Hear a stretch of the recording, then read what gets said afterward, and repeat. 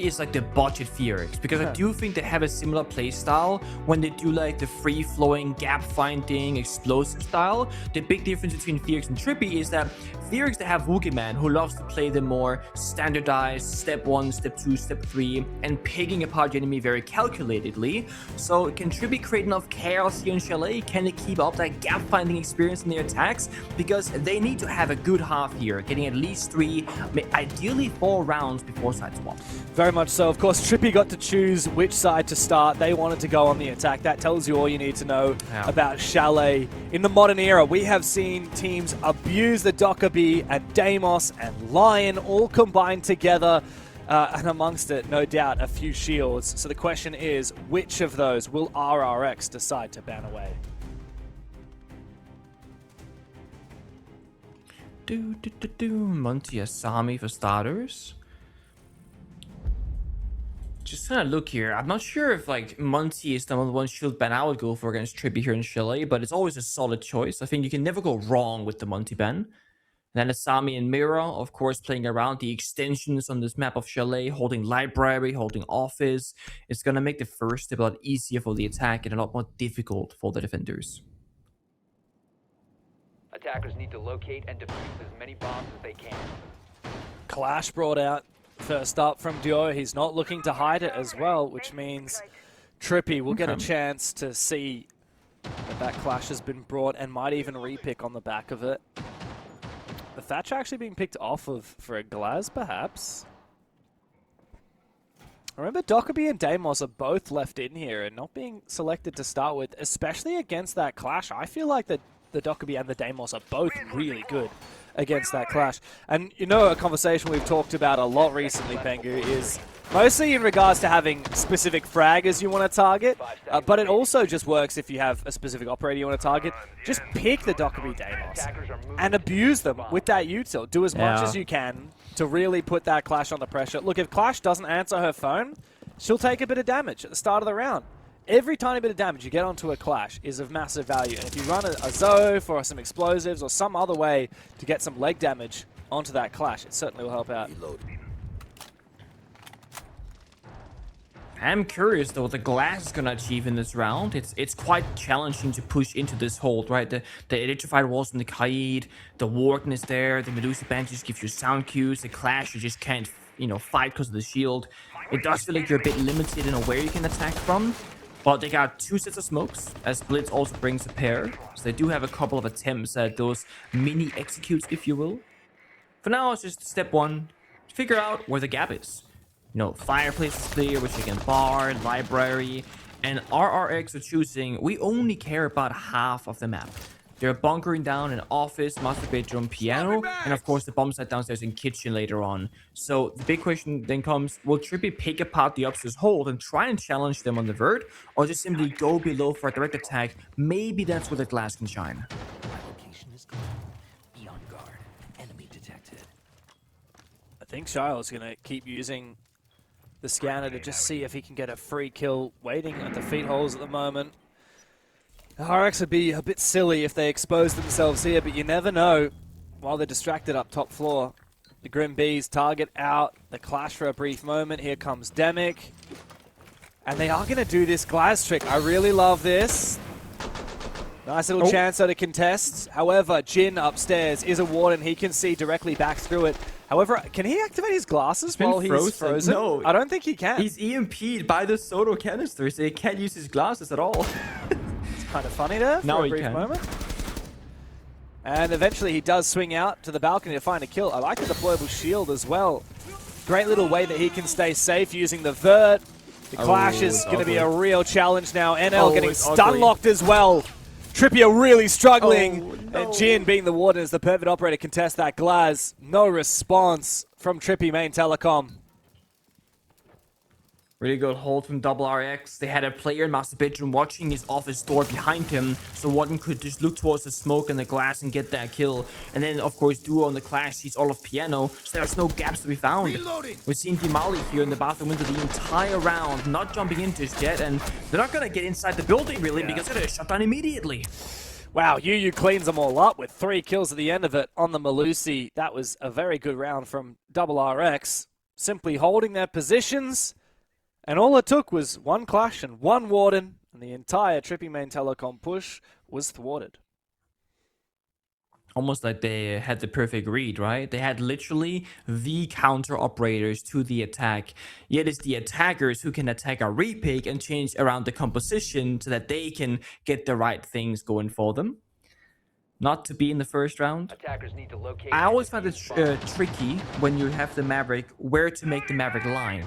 If you make it crouched, it means that no defender can crouch below the standing holes. But if you make it crouched, you can't see as deep into master bedroom, through the head holes we saw on the office wall, etc. In that previous one, they made standing headline holes, and we saw the warden's head pop in there for a short second. Then he pressed C on the keyboard, crouched beneath them, and we never saw him again. It is that awkward battle of, do we think they're going to be standing? Are they proning? Like, what do we think they're going to be doing? And they didn't have any way to target the warden directly, as you alluded to. There was no Deimos, Dokkaebi, not even a Lion to kind of combine with the Maverick. So they're just kind of blindly opening the wall, blindly peeking through the smoke, and hoping to catch RRX by surprise, which I'm sure the Maverick was a bit of a surprise itself, but didn't find anything. So not successful. Second round, though, it's going to be a bit of a change up. We're not seeing the Glass anymore. We're not seeing the Maverick. We get onto the Ace, the Capital, the Blackbeard. And this time around, there's no Clash. So hopefully, Inel can have more fun. Because playing a shield against that Clash operator, we saw it last time around. It is so unenjoyable.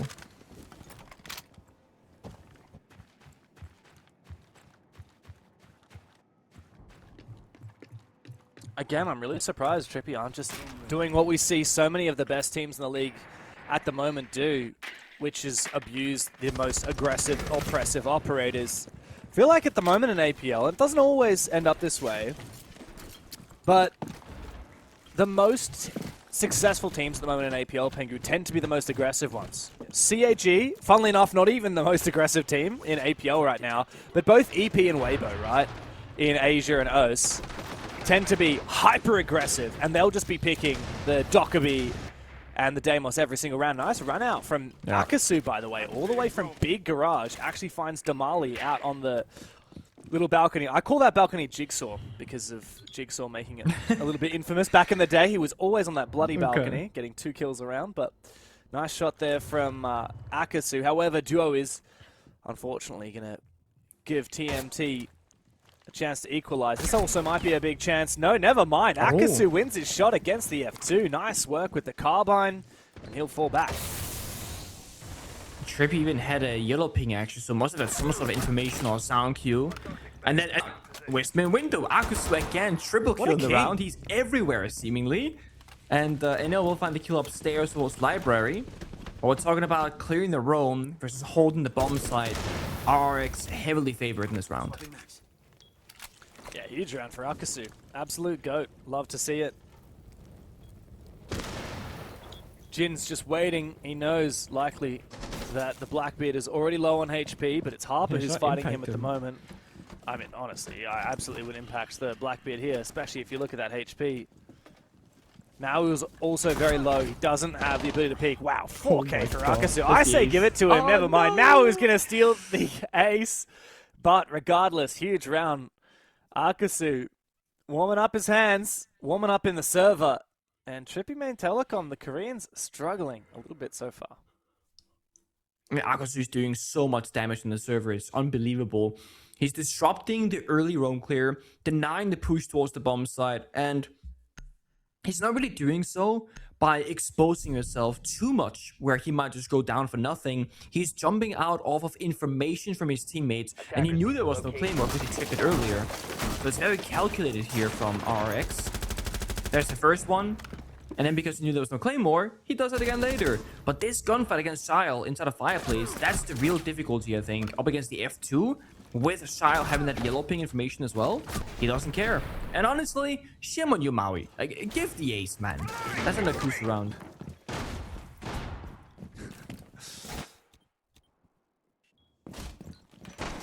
You're so the guy that would get the 5th kill, though. If your teammate's gunning for an ace and you were in position, you would still get that 5th kill. I can tell. You wouldn't give your teammate the ace. I mean, no, but I also wouldn't swing. If I was Maui, I'm just sitting in office waiting. You wouldn't swing anyway, though. You're sitting on site with smoke every round anyway. Yeah, dude. You know how Speakeasy, Weibo, they spoke about what they needed from their new player Gotti? Someone who doesn't die in silly ways. That's you. Like, I will be alive every round that we're winning if need be, because I'm not swinging unless I have to. And that's the thing, like, when I'm in like that 2 versus 4, 3 versus 5, like losing position, I will feel the need to swing. And because I only do it every once in a while, I give 110%. Whereas if you swing every single gunfight, you can't always provide 110%, right? So I'm saving myself for the most dire moment.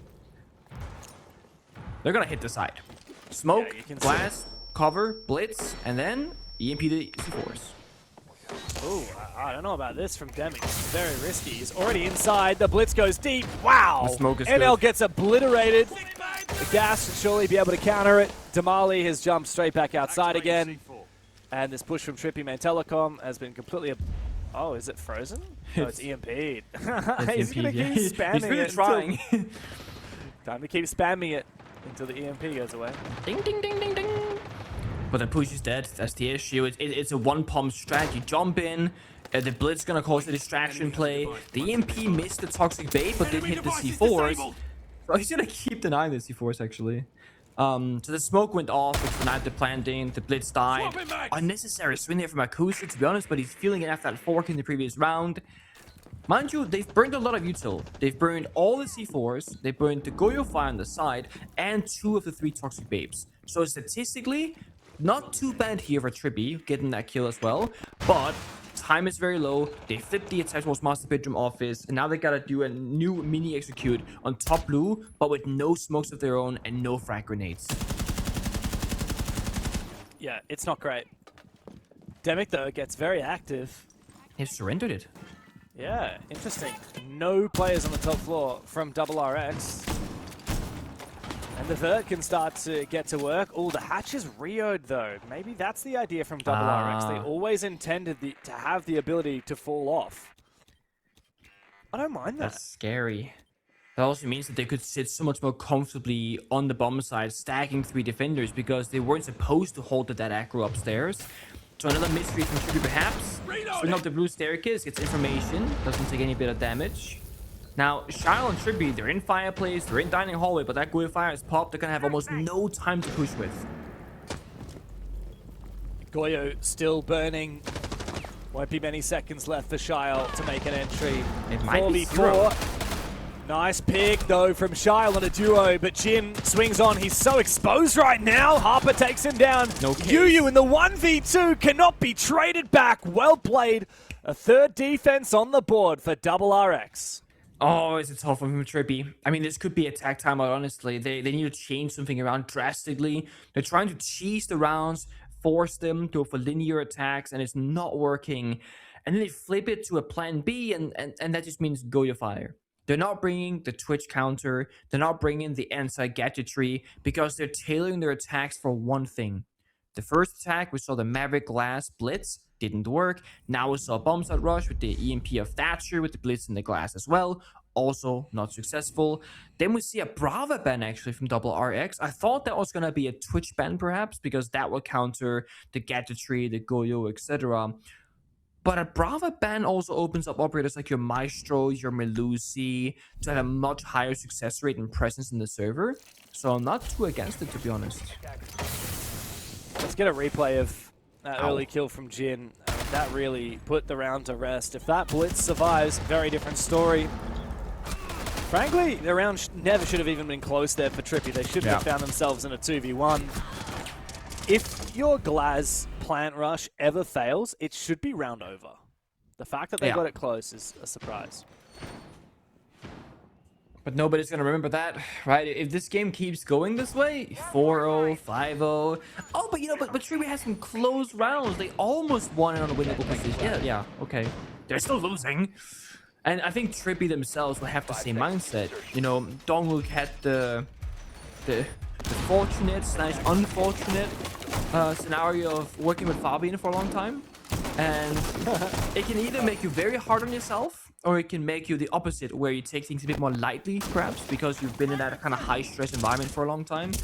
I am curious on the current vibe of Trippy with those changes, because we spoke to Gotti yesterday after Weibo had their game, and he said Weibo, very fun team. Even going as a coach, very, very fun, big brother. We're laughing, we're doing silly things, we're spending time outside the server together.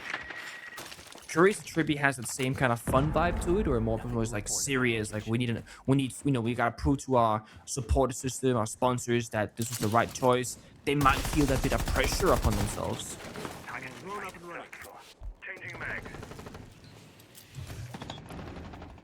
Oh, it's at the third round now. We're seeing this, Glaz. And Yeah. I'm not convinced that it's worked out as of yet, especially because that Warden hasn't been banned out, and it's been picked pretty much every single round here by FEARX. They always seem to have the Warden in the right position, or some other operator that can counter the Glaz, whether it's the Goyo or the Smoke. But in this case, the Valkyrie overpeaks a little bit too much. I'm surprised that Duo didn't just back off as soon as he saw the Blitz run inside. Yeah. But takes the fight, Demic takes him down. Can't really fight a Blitz or a shield on the jump in. That's the problem. You can do a little bit of damage, but the shield's not supposed to be alone, and he wasn't. It's a gun behind him. Now you lose the C4, bit of verticality. Duo as an individual, I believe the new addition to the squad of FEARX, having a bit of a hard time in this stage. I think he's 3-15 going into this game, something like that. Now you can add 3 deaths and 0 kills, so it's not getting much better. And FEARX now forced to fall back a bit earlier than they would like, I imagine. We're seeing this thing again. They're gonna smoke off the holes, peek them with the glass. But this time it's opened by the defenders at least. Oh. And he died? What? Yeah, I don't know how. Sometimes the problem sometimes with playing the Glaz is you just will get killed through the smoke. Damali eventually pushes deep on the side. It's up to Mau now looking for a flank. Well, Akasu all the way back in Solarium tries to get a little bit of damage before falling back onto site. Mau is in such a flank position. I think he's just waiting for a chance. Harper's still on the floor, going to be picked up in a second. He's gonna bleed out, I think. They're not really going for him. They're in office. They're not moving. They're gonna let him bleed out, I think. Yeah. Bro, yeah. Oh, he gets confirmed. Okay. Fair enough. 20 seconds, though. The base is still losable. If Blitz gets caught on being low HP here, that could change the round. The flash missed, but NL goes for kill anyway. Now he's able to trade 1v3. Does he know where Damali is? That's the player with the defuse.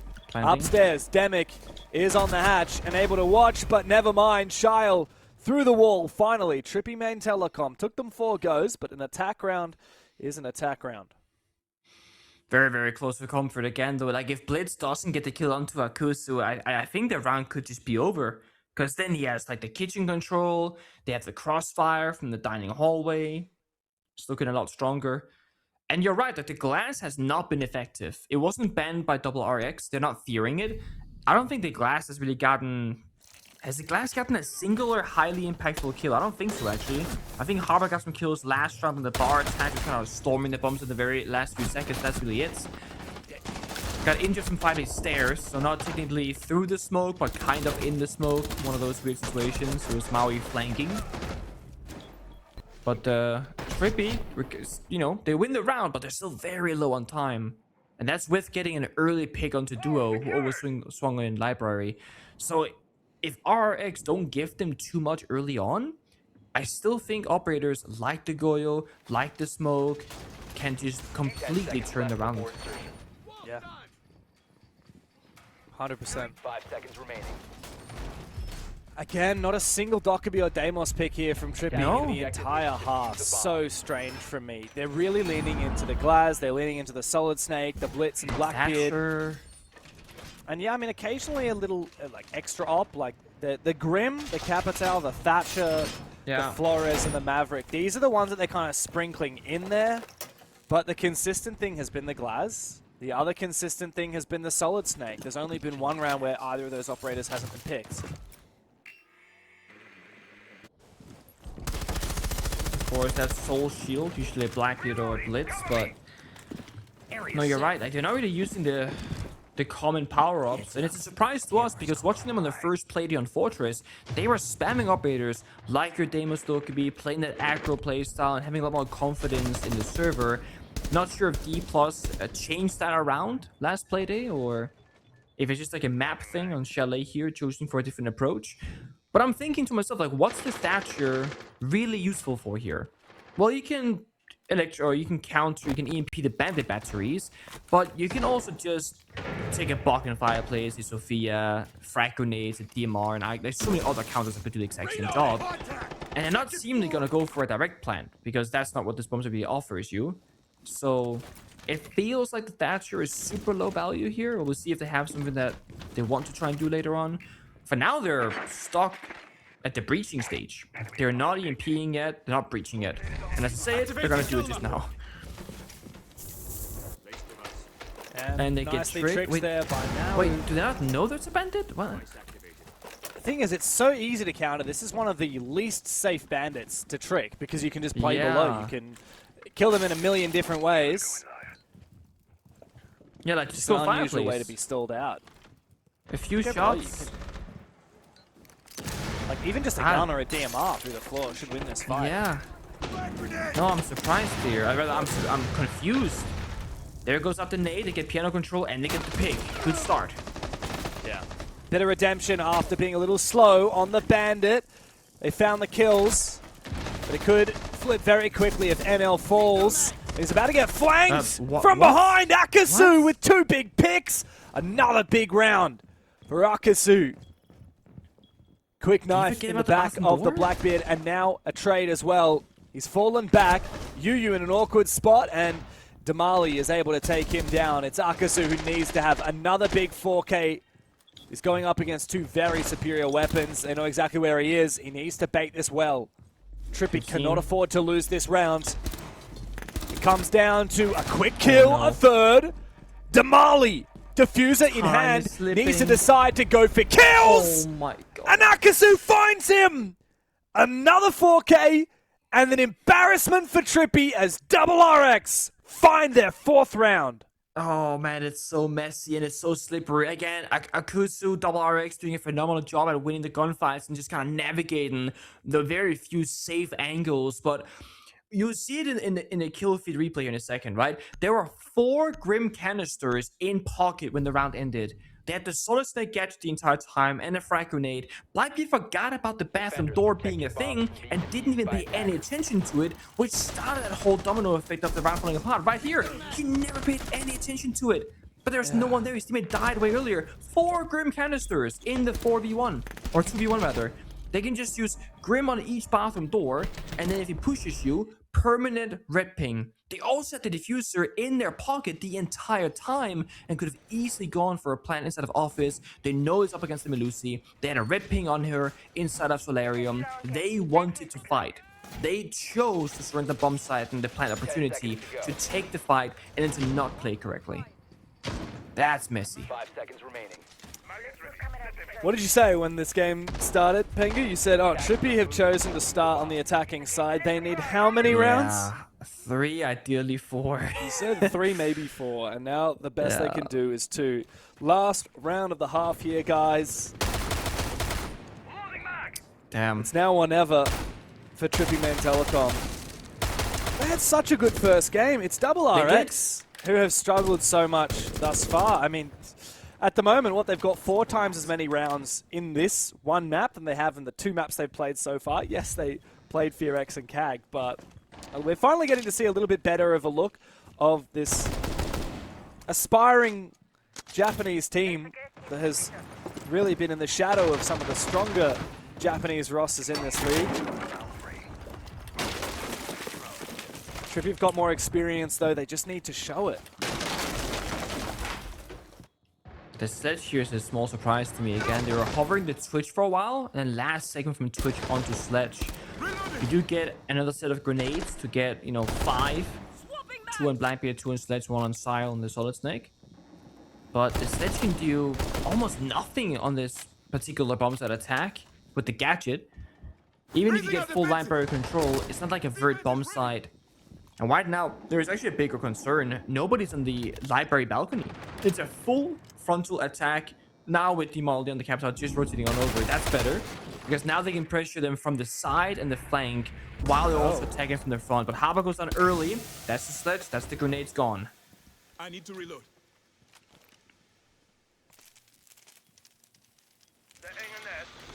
The without the sledge, will they have enough to burn a lot of that util? Ooh, here we go.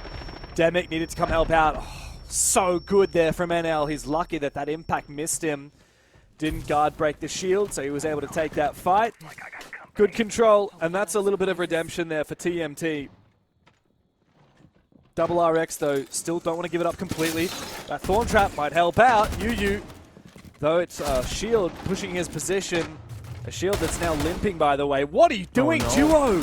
Big mistake! Shile for the double! Away back into it now. On the back of an old fragger. Shile, 8 kills, 2.0 KD. Yu to try and flank, but Shile finds him as well. Dialing back the clock, calling up double RX and conjuring a second round to close the half for Trippy Main Telecom.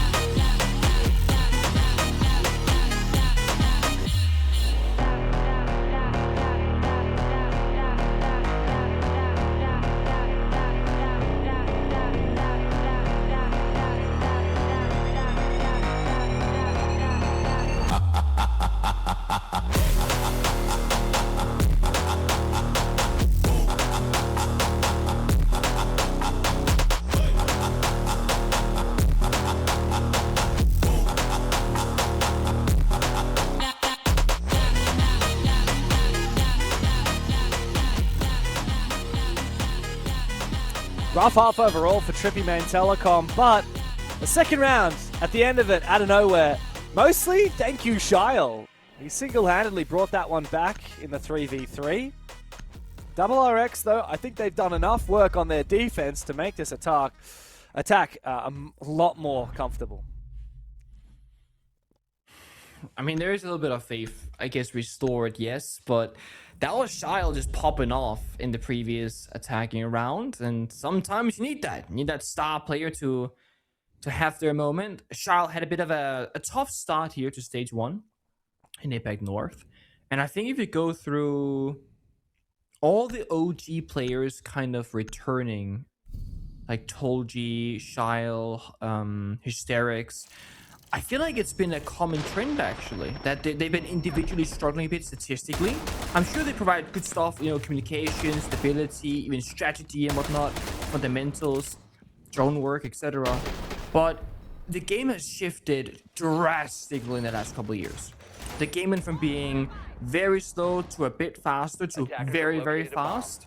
And a lot of the logical flow of a round in Siege in pro play has also kind of been tossed into the bin. It used to be, oh, we're going to do this now, and then they're going to do this thing as a response, and then, you know, whatever happens here decides the round. And now, while you're thinking about what you're going to be doing, a guy just swings you. They backstab you. A Sifu from below. There's just so many disruptive plays happening in a round. Attackers are heading out to 2-4, though. Not the end of the world, but they got to have some huge defensive rounds to come up here for TMT. Deploying. Laying out the welcome. I notice another round here with no Dokkaebi and Deimos. Am I just Another round trolling? with Are these guys knowers and I'm just a know not? What's going on? It's certainly a different approach, but we're seeing a sense in the glass. That's usually a bit of a cook-up. Could be a side rush, distraction, a smoke grenade. Now there's a frost on the table for the first time ever, it feels like. And yeah, that got the first injure. Amazing. Classic. Beautiful work. The Frost, one of the least picks trap operators. I like the usage of the Sens here, though. Duo gets in reasonably safely. NL, though, immediately takes him down. It's Akasu on the Glaz in a 1v5. He'll find a consolation pick, but a nice little revolver kill from NL. Straight onto the defense. And now within touching distance of their opponents. Not so bad after all from Chippy Main Telecom.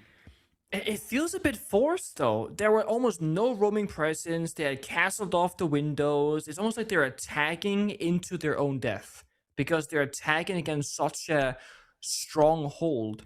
Normally, a bomb site rush or a direct attack is about, you see only 2 people by the bomb site. Now there's going to be a lot of chances to win your individual fight, so just overflood the site itself. They attacked 5 versus 4 into Frostmat, Castle Barricades, trap operators. I'm not sure if RRX had like drone information or not, but it felt like it was a bit unnecessary, if you will. You reckon we'll see more Glaz, man? I all I'm saying is the Amaro. But it's we saw an Amaro clutch yesterday. It was the highlighted clip at the beginning of today's broadcast, and that was definitely worth watching. And if that's gonna happen again, I'm all for the Amaro. But usually what happens, guys, right, is you play 5v4 or 4v5 very quickly, and that's that. Attacker's objective is to defuse a bomb. Yeah. Look, I love the Glaz as much as the next enthusiastic Glaz enjoyer, but I hate to see it not work, and then people think, oh, Glaz is terrible. Same with Ying, man. Ying's shotgun is some of the coolest siege to watch if it's done well.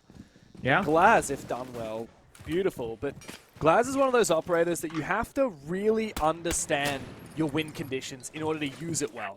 Because Glaz isn't just going to force you and get kills. It's going to help you achieve an objective. Whether that's killing a specific player in a tough position, or taking ground, or enabling a plant, whatever it is, you have to understand the win condition, the purpose of picking that Glaz.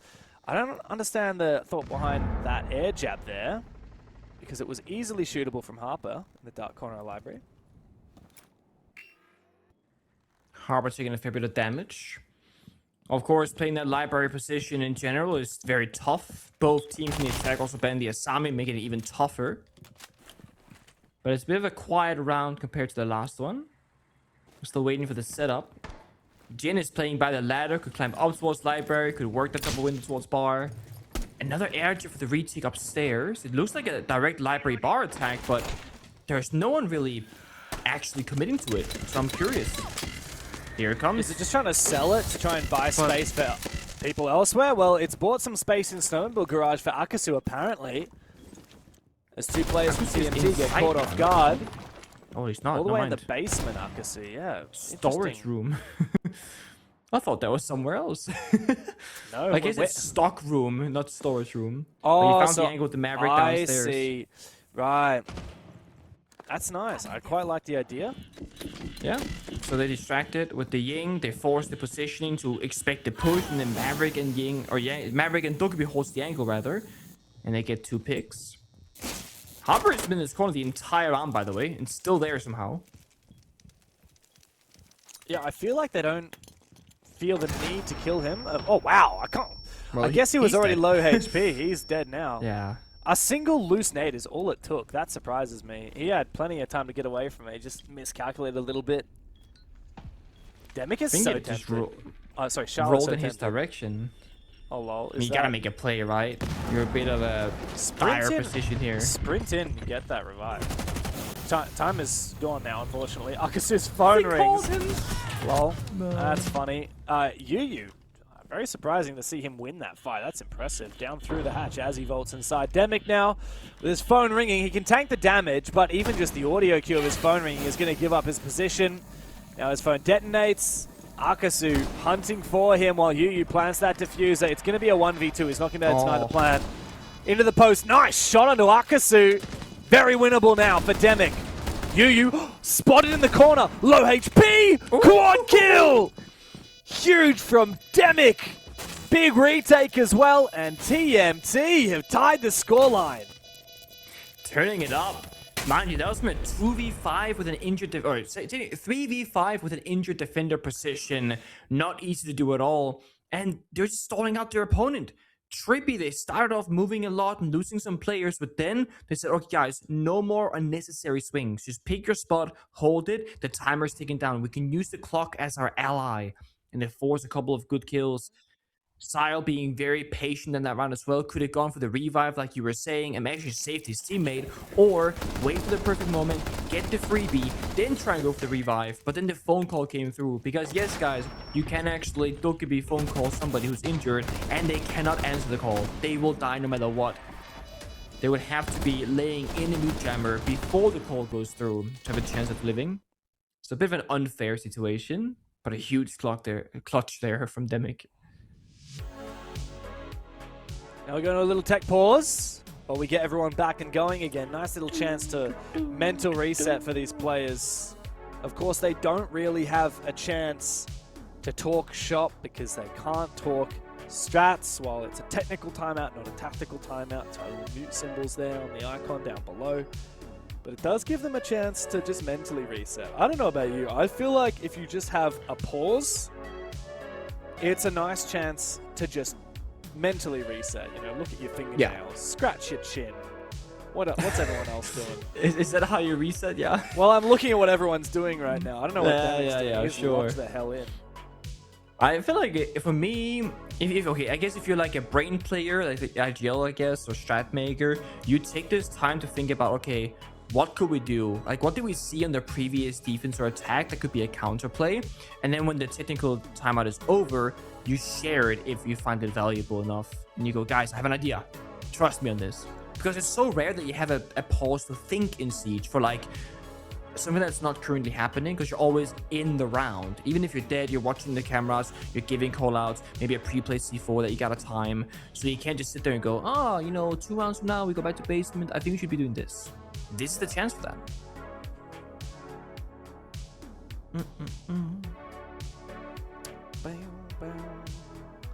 I love getting a chance to see everyone set up and judge them positively or negatively. Maybe we can do a little ranking out of 5 for each of these guys. So what do we think about Mau's setup? He's got the chibis, that's definitely plus. Or it got a little koala, that's like plus. Oh, the bias is crazy. Bed not fully made. Is that a bed sheet, or it looks like a Duna with no bed sheet? I think he's missing the duvet cover, right? Yeah, it's I'm like not he's sure if halfway missing, through but remaking the bed. That's like, you know, a negative 0.5. But aside from that, I think it's pretty good. I'm going to give Mau a 4.5. Out of 5? 5. Out yeah. of... Oh, wait, what? You rank things out of 5? Attackers need to locate. I don't know, it just felt as many right. bombs as they can. You should No, do it like, at 10? you gotta do... I feel like if you want to be really nice, you gotta do it out of 100. Oh, okay. Right? Because So you get more 4.5 out of increments. No. Awful setup. No, it's just 4 out of 5 is like every tick, like 4, 3. It's such a drastic shift, right? So Danish education system, how they grade you for like your exams and your tests, you Bombs go located by from attackers. 0, 0, 0, 2, 4, 7, 10, 12. Now, the only thing that matters here is the 4 and the 7. Because, yeah, so 4 and 7, those are both of our median grades, right? It's like the average. 7 is the high average, 4 is the low average. But it's such a drastic thing. Like, a 7 is like, you're all right, son. It's You'll a be bell fine. curve. And 4 is like, oh my god, you're a failure. But it's the same thing. That is really, really weird, man. I don't know. Do you need to talk to someone about that? I feel like I'd be scarred if I had to go through that education system. I've complained my entire educational school system life about that system because I don't get it. I don't get it. It's sort of like you just pray that you get 7 instead of 4. Like a low 7 is much better than a high 4 because you can get like a plus and a minus technically. So yeah, anyway, just want to complain there. That's why I think 1 of 100, much better. Do that system. Sure, I'm on board. I'm still Like you were trying to wrap my head nice. around the Danish education system, but I think I'll just have to put that thought to rest because that's never going to get redeemed. It's a bit of a rush. A chance to redeem here for FEARX. And look up straight through the hatch from Akasu.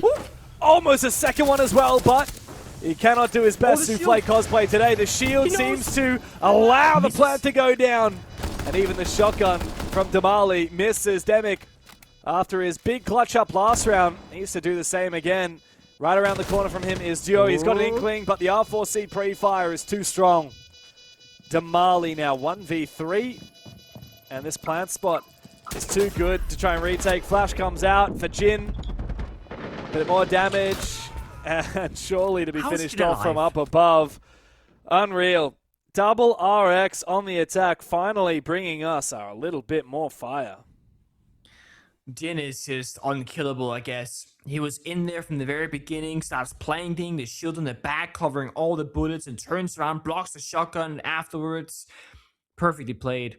And Double RX is, you know, a full cook this time. The armor up the hatch with the blitz distraction, holding top floor from the window repels, and then even getting Duo on the ram inside of master bedroom, who can play the post using the gadget to get line of sight towards the diffuser.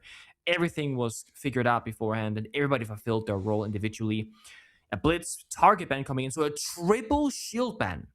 That is a huge commitment here from TMT saying, get the shields gone. And there is still diffuse, guys. And a Thorn ban in response. I think in Thorn or AL made a ton of sense because the presence rate and how they stop those pushes is usually very successful.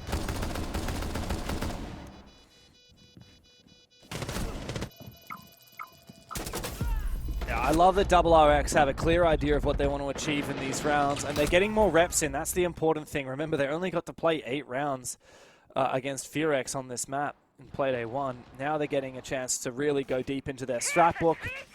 They've got rushes on this side, they've got rushes on that side. They might even be retrying the Amaru here. I love the idea. Maybe for Akasu, he says, look, I got 14 kills, I'll do whatever I want. Do my eyes deceive me? What is this operator Akasu is picking onto? I haven't seen this all day. Is that a Dokkaebu? Wow. Well, I thought this operator was trash, man. What This the guy's hell? a genius. It's finally happened, yeah. It's quite rare. For this game, that is. Usually it's pretty common. Also, we're seeing Capital LMG from Duo. Also quite rare at that. Not the LMG, sorry, not the AR, not the DMR. If I'm not wrong, It's doesn't the LMG time. M249 and the Para have the exact same fire rate and close to the same damage? So it's really basically you're just picking about the recoil? I think it's makes very sense. similar, yeah. The difference, I guess, is like the reload speed and the max size. I think that's the biggest difference. And these days, the You know, LMGs are a little bit more cumbersome, lower ADS. Like, once upon a time, that wasn't so much an issue, but they've kind of nerfed Yeah. LMGs in a way. Yeah, you move slower and you ADS slower.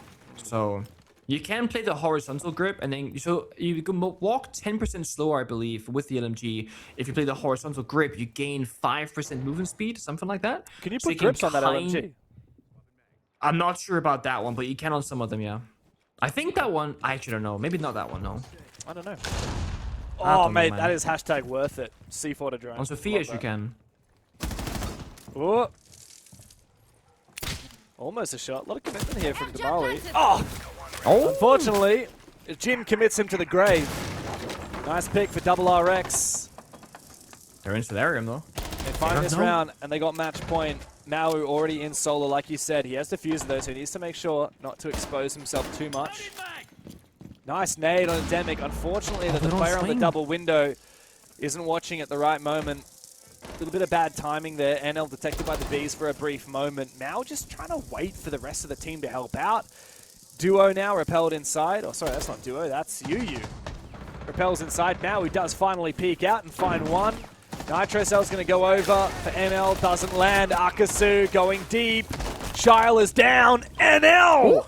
Double kill from inside the closet. Lashes out.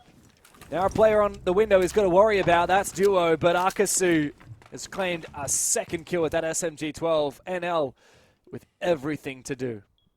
They can spam ping, 3 Doka calls in pocket, caps on fire, reloading that LMG and get ready for a push. This flashbang will not work, it's a Warden. He's going to tank the damage, look for a pre-fire, but Jin is there to respond. It is match point for Double RX after 2 rounds on the attack in a row. Push is looking better and better. And very importantly here for the attack, they get the opening pick and they don't surrender the control shortly after. They're in Solarium, they're getting good angles and just kind of working the front with the backstep at the same time. Wherever Akusu is going seems to be where they're succeeding. That's what's getting all the kills. A tactical timeout called here from Trippy in, yeah, the very end of the match, perhaps. Yeah, not a moment too soon. They really did wait until they were at death's door before taking the tactical timeout. What to say about it? You said that they have Dong-Uk still on the coaching staff, these guys? So I have a chance to talk to him. Yes. Was he much of an analytical guy? Obviously, with you and Fabian helping out, he wouldn't have needed to do as much of that. And yeah, Joker for a while. But yeah. Does he have much of an analytical brain, this guy? So when I was working with Dong-Uk, he ended up taking the position of manager and translator, because obviously we had Fabian as a coach, we had Joker as an analyst later on, and Dong-Uk, you know, being from Korea, didn't have the same systems as in Europe, so it's just easier to get a European to do that same system than teaching somebody new. But he understands the game. He plays the game himself. He's like, you know, champion level player in ranked, plays very commonly. He loves the game. He's a big grinder. He watches every scrim. He was there for every meeting. Like, he was very invested and very involved. Right. And I think he wanted for a long time to become the head coach, but obviously you can't replace Fabian. That's not really, like, Fabian will leave and then you can take his spot, but you can't just take his spot, right? Yeah. So Dong-Uk actually, for a moment, he voiced that he was considering, if he got a good offer, that he would maybe depart from PC Talon and then become a head coach of his own. And Jonathan, who was the analyst at PC Talon, alongside Fabian, of course, he also said the same thing, because usually for an analyst, you want to climb the ladder. And you go from analyst into becoming a maybe secondary coach, into the head coach. And we're seeing, you know, people like Cooley, you know, in Asia, also now a head coach. He started also as an analyst. So it really is a matter of climbing that ladder. And I'm happy for all the people that end up doing so, becoming from analyst to coach. Well, no, he's got a good brain. Yeah. Well, hopefully he's been able to give some insight, whether it's more just general mental insight or overall playstyle stuff, or a specific defense strat. I'm not entirely sure. This bomb side of bar and games, though, TMT only won because of that big clutch from Demic last time around. Strategically, they weren't looking hot on that round, and now, I mean, it's taken a long time, but FEARX are really leaning into this Dockerby, which has had a bit of an impact. With Deimos as well, doubling up. I mean, yeah, true. It's funny because obviously ban out all three main shields, the Monty, the Blackbeard, and the Blitz. You see that shield ban and you're like, oh, well, maybe we can be tempted to go for a fuse. Aside from the fuse, these other four operators are basically the four horsemen of the apocalypse in the current meta. Yeah. Solid Snake, Blind, you know, Deimos. trying to be. Yeah.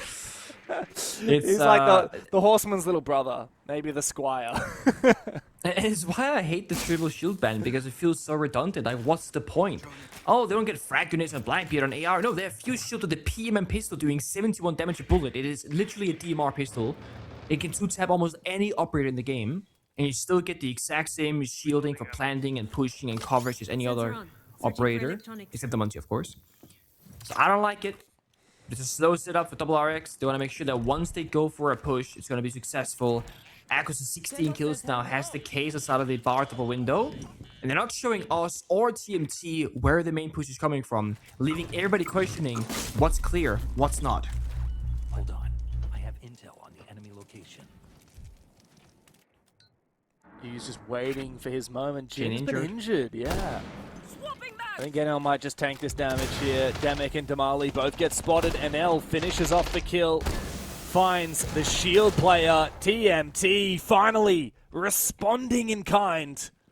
Jin needs a revive, but nobody is nearby. I think Akusu might be rotating over for it now. He's going to hit another Jago payload. No, he's really, they're just going to leave Jin to die. Jumps inside. He might be able to get to him in time. The timing is going to be very dicey. He's going to catch a kill, though. That's worth it. He's going to decide it's too late now to go for his teammate. No, there's 19 seconds, Pengu. There's no time. They're going to have to go big and go for the kills. Spots out the player with a quick shoulder peek. If he can find the kill. No, he can't. Demic somehow gets injured. Oh, it's from the phone. Yu now 1v2. Sees the player in Barstock. Does he know where Shyle is around the corner? He's on top of the stairs. So winnable. Half a second more, and the game would be done, but Trippy Man Telecom survived for one more round. Oh my god. The final moments there. He must have heard the player and he's right thinking he's gonna be in the basement. Surely he couldn't be upstairs. My teammate would have seen him, but he was just sitting on the fireplace staircase, tucked against the wall, away from the railing, and just trying to, you know, play the clock down as much as he could. Super close round for Comfort again, though. And now RX calling tactical timeout. We're just waiting for the final moment to call these, okay? We're talking match point, or in this case, one more loss for double RX. It's going to be overtime, and they need this regulation victory. Yeah, they do.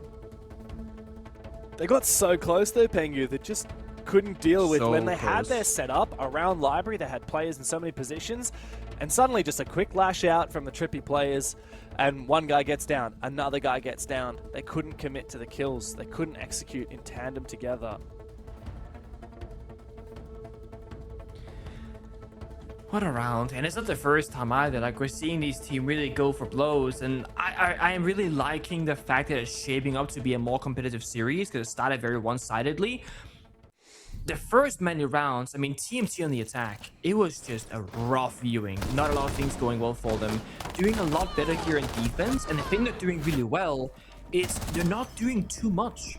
In that previous round that we're seeing the highlights from at the current minute, they were just sitting still. They were playing a person library corner, a person mezzanine, a person top blue stairs, and they said no matter what happens, like if they open a window, if they throw a grenade, until they show their physical body, we don't do anything. If you see them rushing bomb site, we rotate. If they attack top blue, we're ready for it. Whenever play on library, they got the sound cues. Nobody was feeling the need and the urgency to be like, guys, I don't like this. I don't understand what's going on. Because often the player will just start swinging and become a little bit curious or impatient, and then you die. And then the link of defense is broken. There's a gap somewhere. So very well done being patient. You gotta do it one more time for TMT to force overtime. They're going into master bedroom with that exact same setup that stopped the initial push. They got the castle, they got the frost, they got the wall denial, they got traps. It's again a case of standing still and waiting for the attack to come to you.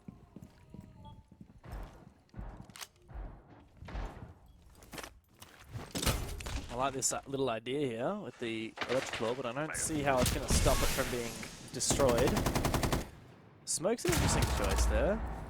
I'm sure the game plan was with that smoke. Akasu's been popping along. Now he's on the sends. Claymores are out. A lot of Claymores here. 3 sets from Double RX. Expecting aggression from Trippy. I don't think that we're going to see many Trippy players jumping out windows. I think, like you said, they're just going to patiently wait for Double RX to come to them. Yeah. As they should. They have some presses, of course, like a player towards library just for intel to say, guys, are they pushing library? Because if they aren't, it's going to be a direct attack. And they kind of know that now. Demali, I think he hears the drone, perhaps. Yeah, he's looking at the ground, looking for something. So they should know it's going to be a trophy solarium attack. And they got decent counter, right? They got 2 C4s. They got those frost traps, potentially for a rappel on in. And they got decent guns to fight this back.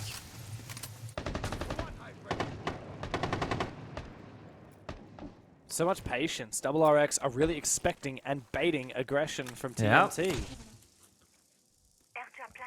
I feel like at some point, Double RX are going to have to be the ones to make the move. And I think Ison in this Roamer is the way to do it.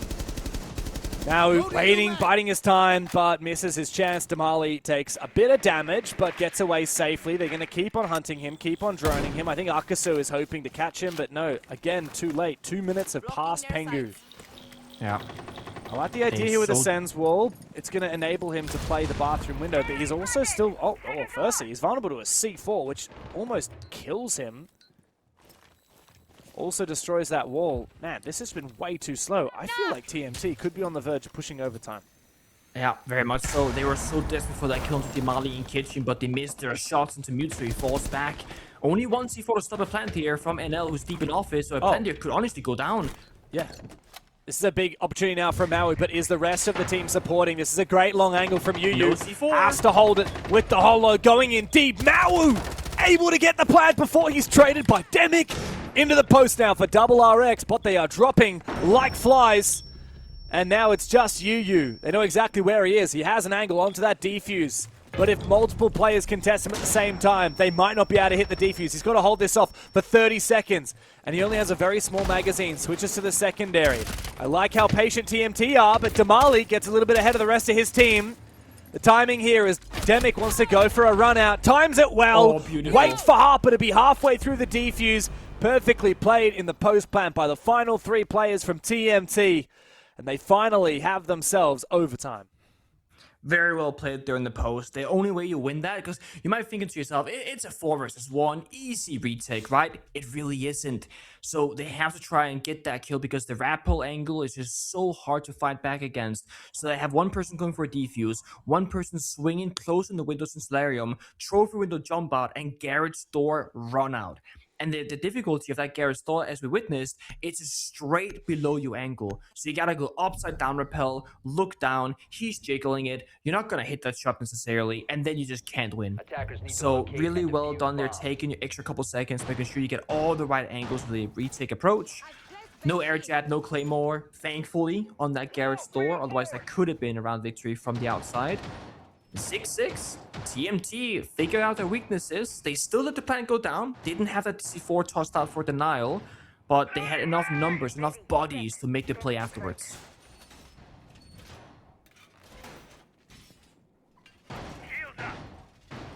Got a question for you, Pengu. If you were that Hibana that round, going into the round, knowing at least the rough idea the double RX are going for, do you run the same loadout? Because I think a DMR would have made all the difference there. Yeah, it's so hard, right? Because I think there are people who will say, you know, play the Aruni, have a DMR defense, and it's gonna change everything. And there are people who are gonna say, oh, but the gadget isn't gonna give you any meaningful value in this round, so you're better off picking something else. I'm obviously on the latter half here. I'm thinking like value, you know, gadgets, and guaranteed in a value. Post plan, or let's say you're the guy that has to be covering the diffuser at the end of the round from outside Solarium Rappel. Like, dude, you've got the Bearing 9 if you want a hollow in close range. At least run ACOG on the Type 89, or just run the new DMR. I just, you know, what if they in the case of Hibana, on that previous round, sure, like DMR is by far better for that specific niche scenario, but when you don't know if you're going to be the post-plan player or the entry or whatever, you gotta play for the average round outcome, right? For that niche, for sure DMR. But for half the other rounds, maybe not the DMR? It's hard. Some people also just like, you know, like Gotti, like we always say in APAC, in Asia, so good at DMRs. But there are so many players who just are uncomfortable playing them. So it's about comfort in the end.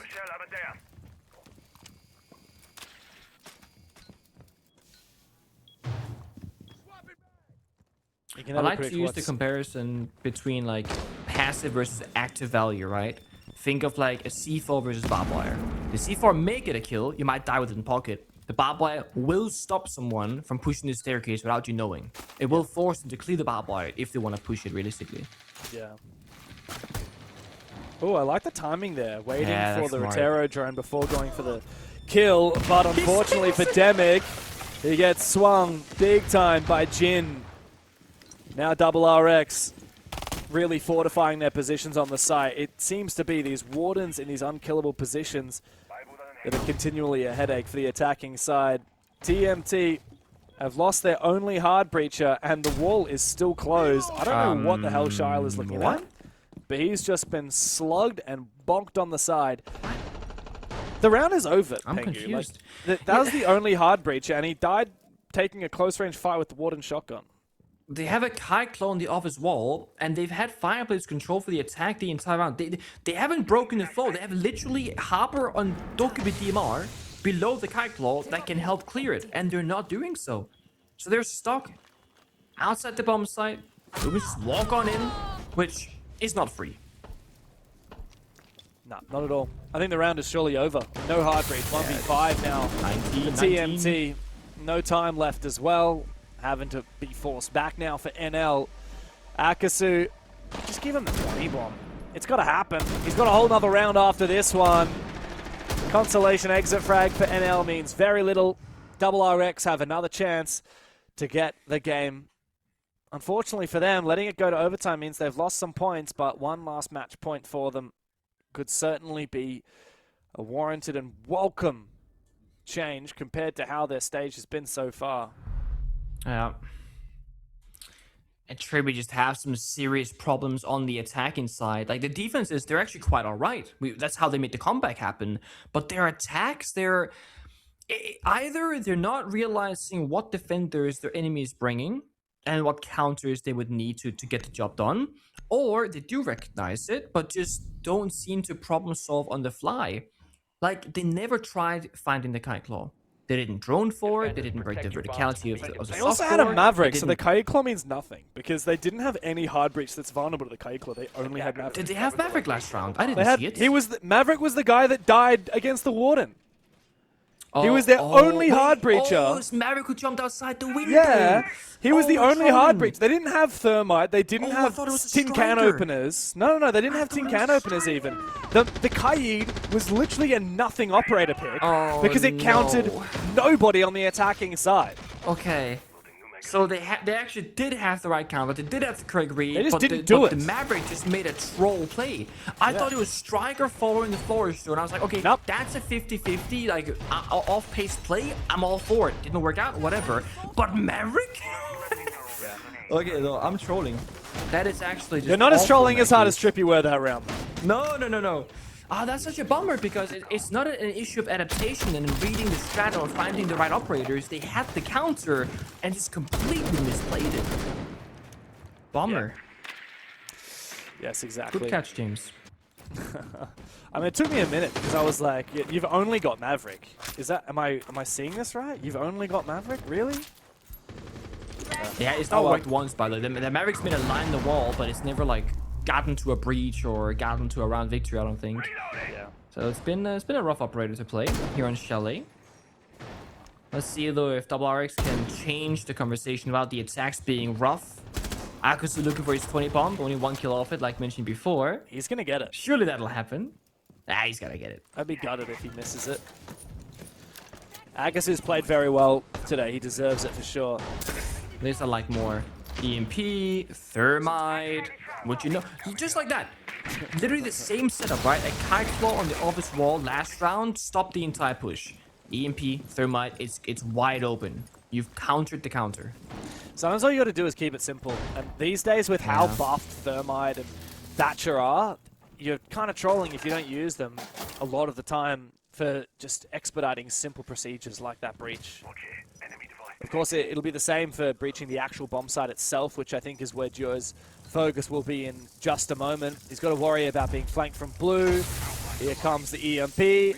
Duo's going to blow this site wide open, and that really puts a lot more pressure on Demic. Wow, nice angle there from NL, all the way looking through the breach. A lot of pressure now on these players on the top floor to be in position to deny the plant, namely Harper, but also Demic, who's supporting him. Let's see if Harper can hold his ground for as long as he needs to. Nate is tossed out, but it's tossed big boy pre-position, so he's gonna be fine. ADS says doesn't matter. Oh wow. Demic swings out from the Clash Shield, gets traded by Mau. Maybe there's a chance here. He has to walk through the Clash Shield. He might be contested here, but Yuyu has snuck inside. Piano is cleared.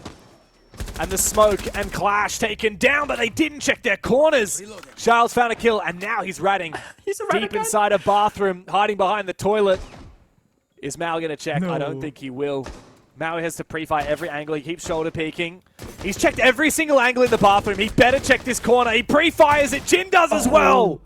2v1 on match point for RX. To get their first win of the stage, they need to find this final kill, but NL is hiding in the corner. RX need to push deep. NL holding the fort with the revolver. Close up with the bailiff. But TMT push us deeper. Final round, 15 deep. And we're heading to ultimate overtime. Another 0-second banger where there's just so much chaos in the server. Great job from Child there, getting one more kill, peeling back the layers, hiding and stalling for as much time as possible. It gave RX a tough problem. Either you hunt down Child, who could be in bathroom, could be in Solarium, maybe fell back, maybe he's hiding somewhere. They didn't know for sure, and so they did. And you spend time hunting Child, or you just drop down the hatch, go straight for bomb side. But if you do so, Shao can use the vert against you and maybe even drop down that hatch themselves, and then you're in the exact same position, the disadvantage. So many things happen in that round though. Plays downstairs and dining while they're also tagging up top floor. The clash stopping the push. Harbor with the toxic babes. So many small fine details. There's only one worry for me now. TMT are back on the attack, and we've seen how that's panned out the majority of the attempts. It's been a little bit lackluster, not getting the walls opened up, and never getting to a proper push. They're up against the Gory the Smoke, which stalls the time. They're up against the Thorn that stops the entries. And they got the Kite Claws that can, you know, fortify a hatch or a wall. So, let's see it. They're back in the sledge again. They did the same thing for Bar previously. They love the sledge for this particular bomb set. I can't figure out why. It's from Twitch TMR onto sledge.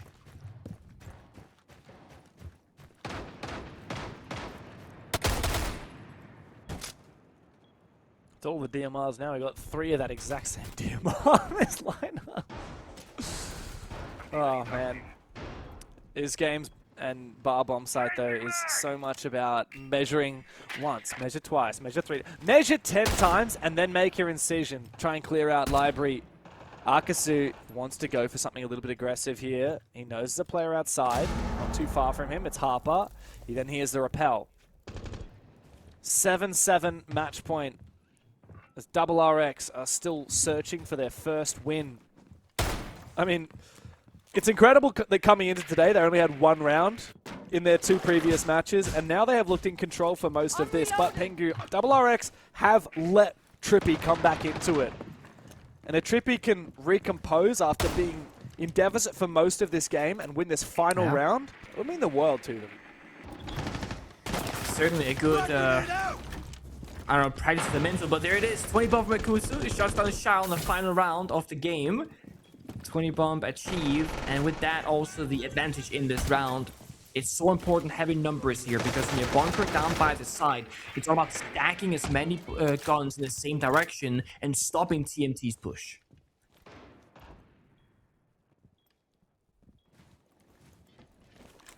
Ooh. We want to do it, Hopper, I know. There's no way he wins this fight if he jumps in. There has to be some kind of crossfire or other pressure onto Akasu. You don't simply contest a guy who's got 20 kills on an angle like this. Harper makes the wise choice of entering through office. A lot of control now for TMT, even though they are playing with 1 player in deficit. At least they got the Hibana, and they can get both of these hatches open. They've had enough time now to read into the way that FEARX like to defend this bomb site, that they are aware. It comes down to these hatches. However, I just realized that Electric Claw is going to protect that hatch from being opened in bar. Yep. Going to be very hard for TMT to break it. That's a game changer. Now Akasu is going to backstep elsewhere. You got Juju inside a mud room. It's very important that you just hold that single hatch that goes straight into the bomb site. And then you just got to worry about the staircase and the single doors. Meanwhile, Akasu is going to flank top. There's different win conditions. Looking for that library hatch drop. They have the diffuser on Demic, who's currently outside the building on the double window. It's going to be a bar attack like usual. Nice shot from Akasu jumping outside. Wait, where did NL get down from? Duo on the bomb side. Damali and Demic. Nice shot from Damali. Plan's starting to go down. They got to worry about the hatch up above. They got to worry about the close angle. Duo. Surely not. Surely not. Another kill isn't to come out. It's Demic. The last chance, but he is traded back. 16 kills is not enough for him. It's 22 for Akasu. And FEARX finally have a win under their belt here in APL Stage 1. A hard-fought victory, a battle of individual heroics, but the team clutching together, pushing, saying, hey, 4v1, let's fight this player. You guys hold the bomb side, I'm gonna go for a backstab. There's a very clear game plan, and I think Akasu either was told, hey, do your own thing, it's working, or maybe he himself said, guys, trust me on this, I need to be unleashed, I got their number. Such a great game from him and the entire team, enabling him by playing that bunker down strat. Valid effort there from Trippy, no doubt about it. They really bounced back from their 7-0 deficit last week to D+. They really bounced back from a pretty pitiful first half and then struggling even deeper into the game. A match point for FEARX, but Trippy dug as deep as they could. Akasu just had such an unbelievable showing from the get-go, Pengu. He was already rearing to go. Big early 4K in one of the rounds in the first half, and he did not slow down whatsoever. I mean, the only way you drop 22 kills is gonna be, you know, progressively every single round you get kills. You can't just drop a 4K that round and then go quiet for 3 rounds, then drop a 4K again. You gotta get kills all the time. He has 4 opening kills, 22 kills, 80% KOST. He is across the board just the guy. Of course, Demic fighting back pretty nicely as well with 16, but at the end of the day, it was about the attacks. The attacks is where I think FEARX was just a little bit better, and also when they're defending, they had better adaptations at countering their opponent's remain telecom. Yeah, look, a great game for FEARX. Finally, a win under their belt, even if it took them a little bit longer than they thought. Most importantly, a big confidence boost. Of course, like we've said, 2 really hard games to kick off their stage with FEARX and then CAG. They get an equally tough one against Trippy, but one that they finally take some points away from. You look at the rest of their stage, it's Scars and Kinotrope up next, which are their Japanese rivals who are really, really strong and will be hard to beat. Then D+, the Brazilians, good luck.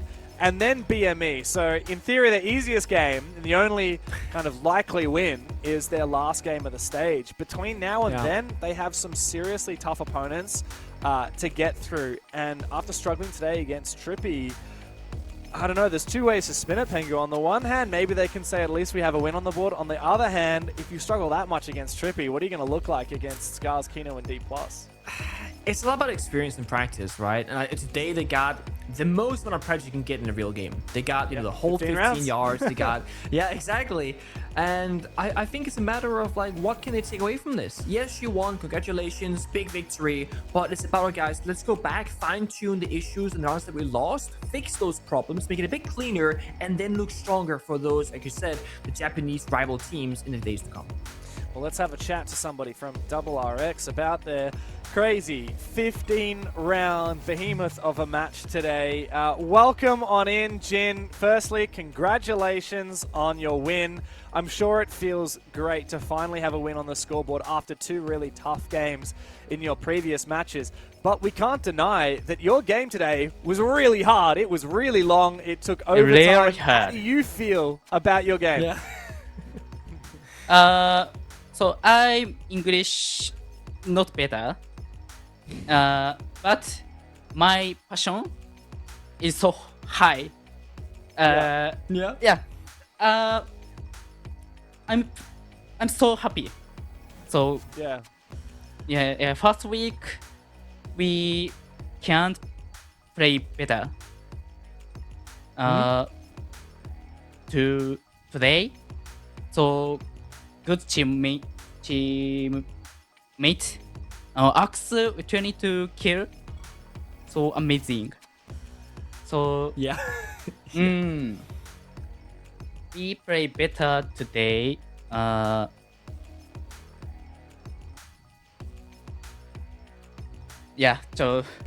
tomorrow you did.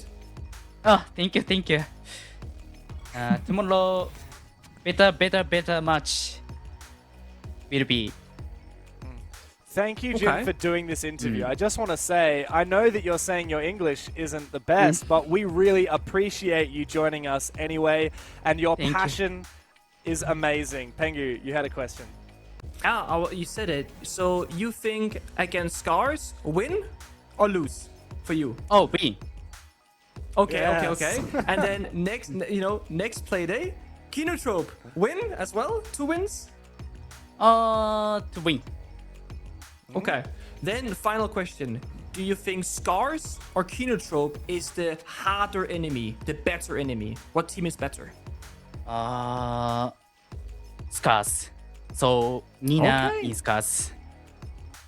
My Interforce teammate. Yes. Yeah.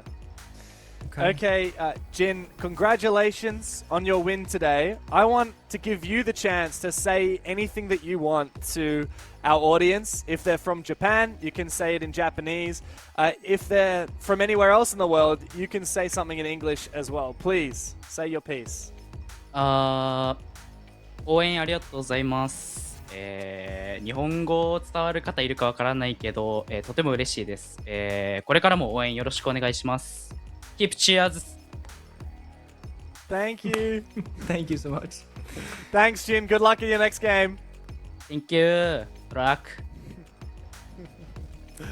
I love that. Can I just say, sometimes we get teams that say, unfortunately, we don't have anyone that speaks English, so we won't be doing an interview. To any team that has said that so far, look at what you can do if you just have passion. It doesn't matter if you don't speak a lot of English in your own time. We really appreciate any of these players that are brave enough to show their face on the stream. Massive credit to Jin, especially after 15 rounds of that crazy madness that we just saw. Massive respect. Of course, that's the first game in the books. It was a long one. Our next one probably won't be so long. Kinotrope versus BME. Pengu, I'm just going to let you have a one-word say. What do you expect out of Kinotrope and BME? Honestly, I'm just hoping that Kinotrope can have a dominant showing. I think they're on the up and up, and if they were to fall short today or have like a really struggle of a match, it wouldn't be good enough. So up and up to the stars. We'll see if Kinotrope can get the job done or if BME are going to throw a spanner in the works. That game is coming up for you guys after this short break.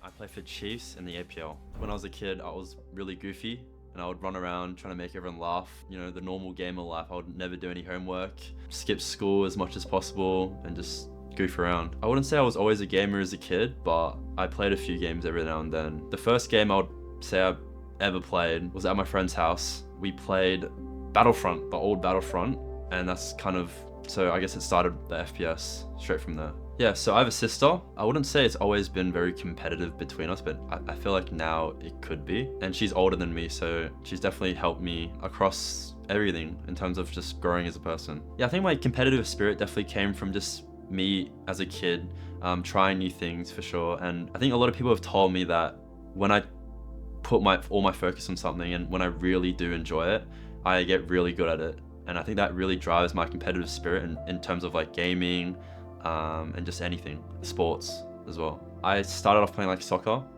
and I was very competitive in it. I played for a lot of academies as a kid, so I really enjoyed it and definitely was like something that I tried to pursue. I definitely stopped because of gaming. I guess it kind of took over, and I drew all my focus from like just like sports and fitness just to gaming. Fitness is definitely something that I've drawn to because I kind of gaming took over and now fitness is something that I look back on just for everyday life because that's something I kind of grew apart when I started gaming. My first game that I was obsessed about was TF2.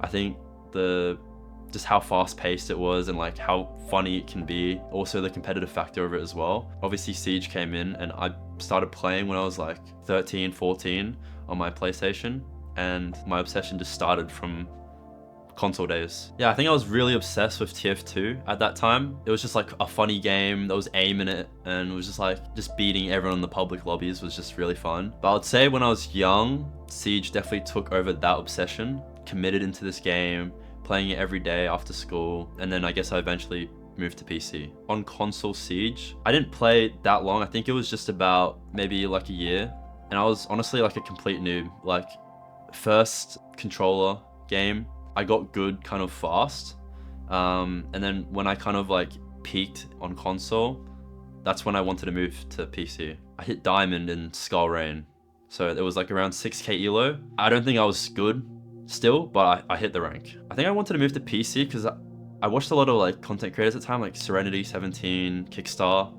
and like the movement just seemed so like fun, and like obviously like the Pro League scene. I kind of wanted to move to PC as well as like other games as well. I think it was just like a lot more fast paced, mechanic based. It just looked a lot more fun. So that's why I kind of wanted to get PC.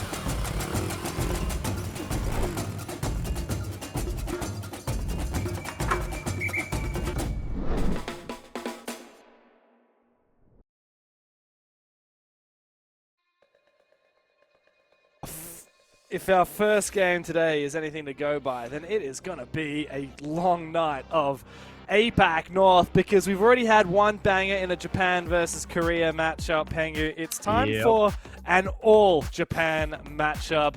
Next up is Kinotrope versus Can You Be My Enemy? Very much a case of Kino needing to win this game. Can You Be My Enemy? On the flip side, they are desperate for a win. They've struggled ever since joining the APL, and I'm looking at the previous stats. Of course, a loss to Trippy and then a loss to Scars. Not a great way to kick off the stage. This team that has come through the Challenger Series are very, very keen to hopefully get some points on the board. Yeah, they've had a hard time, and I mean, honestly, it hasn't been like the end of the world, like the 3-7-2-7, and they fought against the Trippy game to start things on Fortress. That was, I think, Trippy maybe overperforming, if anything, looking at their track record afterwards. But then having a one-sided loss to Scars is not bad whatsoever. The big thing is that we see here is obviously Nova is going to be subbing in. They're missing a player, and that's going to be damaging them a little bit. However, there is the chance of a what's it called, a honeymoon phase, right? You get your coach in for a match, they pop off, and they'll never play again, but they'll carry you for that one match. We see it before in both the APL with, Diesel, for example, replacing Magnet on international grounds. We've seen it in North America a fair bit as well in the past. Yeah, very much so. Obviously, it's easy to get confused between the Nova that's currently loading up in the server, it's not the who's GOAT. Japanese, and the Korean Nova that we know, the GOAT from back in the old FEARX, Cloud9, etc. days. Not the same Nova, as if you remember what the old Nova looks like, you would not be surprised to see. It's very much a different Nova. But yeah, still a chance for a new player to make their debut into the APL. Man, the mouse spin game from Marimo is looking mighty fine. Love to see that. Let's have a look at their opponents, and hopefully they'll be playing mighty fine today. It's Kinotrope, the absolute goats of aggressive Siege. Akayu and Carwow have been in the scene for such a long time with this roster. The only remaining core from that old Donuts USG team that Pengu in 2021 at the Japan Championship. I actually did an English broadcast of this. This was at the peak of CAG's height of their power in Japan, where they hadn't lost anything forever. Donuts USG with Akayu and Carwow ended up beating them in the grand final 3-0 on LAN. And the first time ever that CAG had lost domestically for a very long time. Of course, many years later, this team has evolved and now actually has two players that were once on that good old CAG roster with Gatorada and Ayagator. Yep, and that's why I think that Kinotrope has kind of leveled up recently. They have a little bit more experience, more stability, and I want to say the same things about a lot of other teams in recent history. They have an aligned playstyle. When Kinotrope first entered with their old core, it felt like they were a bit of a niche team. They did like the rushes, the direct attacks, they played like some fun operators. There's Kawa is a bit of a trickster. He loves your Maestro, your Glash, your kind of like pocket shot ups. And it didn't really work. They had the strategy, but not the execution, not the individual gunfire skill to back it up. And now with a few rush changes, some more experience, I feel like they have gotten there. And when you have a team that loves tricks, the big question is, what map will we go to? Because there are some maps that really plays into it, and there are some maps a bit more restricted, like they consulate, right? Much more harder to be a trickster on that particular one, which is why Kinotrope disbanded right off the rip. Club. That's okay. We're so close.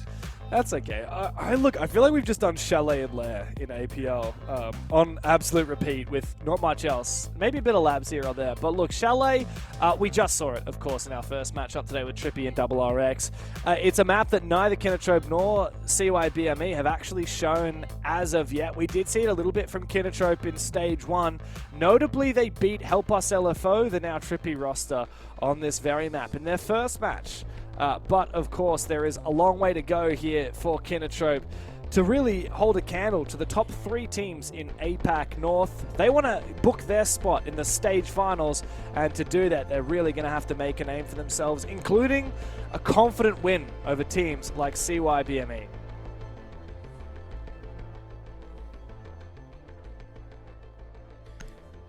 Just thinking about the possibility of the bans here. Asami Mira is always a good start here in defense. It's gonna be Thorn actually.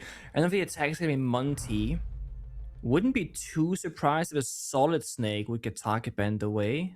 However, that's gonna be when Kinotrope are attacking, because Gator says Gatorada, they love that kind of operator.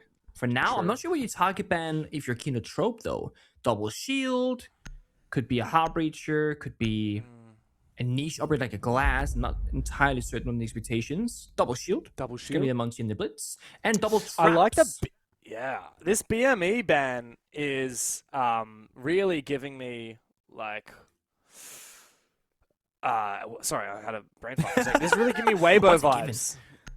Okay. It's giving Weibo. Do you remember the other day when we were talking Speakeasy? He banned double traps on this map. Attackers need to locate and And then defuse he the bomb. banned double trap counters and then played a lot of traps. He did, yeah. So it's like single-handedly. I wonder if, yeah. Okay. Give Speakeasy all the credit. He's a legend. I wonder if BME have been watching a bit of that. I'm sure you. I mean, if you are playing in APL, sure you can watch, EML, NAL, SAL, but you also really importantly had to watch the other sub-regions in APL, like your North Asia, your O's, and just watch the top teams if you want, right? Watch your EP, your Weibo, your CAG, and get an idea of how they're doing it the best in their sub-regions, 5 seconds remaining. and get inspiration.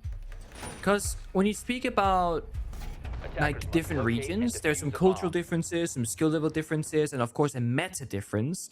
NA plays differently from EU, different from APAC, different from Brazil.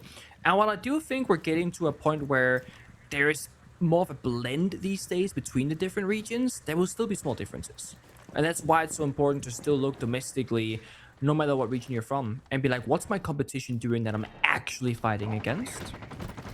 For now, it's gonna be the power-ups, the Deimos, Dokkaebi, Blackbeard, Solid Snake, off the rip, BME with that aggressive kind of push, take bar control, look towards Fireplace, the blue staircase, work out towards Library, then slowly push towards the bomb site. Yeah, that Solid Snake springing. Gatorada revealed. Good map control. This is a very confident start here from BME. I love to see it. We got Marimo as well on the shield. As Gatorada just tanks the damage, he can no longer be called by the Dokkaebi. Wow, they're really using the Interesting. Blackbeard to roam clear, aren't they? Yeah, they're No, it's taking clear now. Dining West main instead. That's unusual. Oh, they want this Soul Roamer perhaps. He's gonna be stalking Garage, Yeah. James. They are going to kill this poor guy. Oh, he's so Deimos dead. strat comes out. Wait, are they cutting him off? Is he not dead? Oh, they're coming. Look at the silhouettes. Oh, here we They're go. marching from Connector with Deimos attacking from the above. It's a matter of how long can he fight for, and can he take somebody down with him? Well, the answer is yes. He's taking on the Dokkaebi with him. That's a huge pick. And now we can also pop the gas pipe. He's so vulnerable to outside. Oh my god, he finds a second kill. That is embarrassing. We should have seen Asvel outside that soft wall a lot earlier to find that kill on the Gatorada. Unfortunately, the Deimos out of position made it much harder for BME to take down Gatorada. Now, a 1-for-2 trade, that's a dream. Kinotrope can just sit back and wait. There's two ways to play that round. You chase down the Jaeger, which they did, go for the kill, and hopefully suffer no losses. Or you just leave a flank drone or a flank player and just say, we're trading 1-for-1. He's stalking Garrett, and I'm watching him. He's with Alligator. He's stalking Priory. It's good for a triple kill, even knowing where the fourth player is as well as at the window.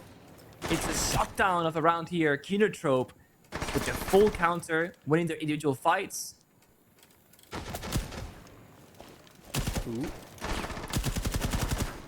Sometimes you just have to keep it simple, and that's what they do. 2 for Gatorada, 3 for Alligator, and the old CAG players kick things off very nicely for Kinotrope. Oh, man. It's going back to that first decision of chasing the Jaeger. If it's a Pulse or a Valkyrie, that has C4 below, that can be an issue for you. I totally get why you'd want to chase them. If it's a Jaeger who's completely stock, no secondary shotgun, no C4, it's not like a, Scopus that can TP back to side. I honestly feel like leaving the Jaeger alone might be the better play. I'm sure in their minds they were thinking that it was going to become a free kill, but like you said, Askel and the Deimos could have just tracked earlier from the outside soft wall and just wallbanged and gotten the freebie. Instead, it's Blackbeard sprinting in. I think it was Goppy behind him on the Solid Snake. He just dies behind the BB. And all of a sudden, it was not worth chasing him.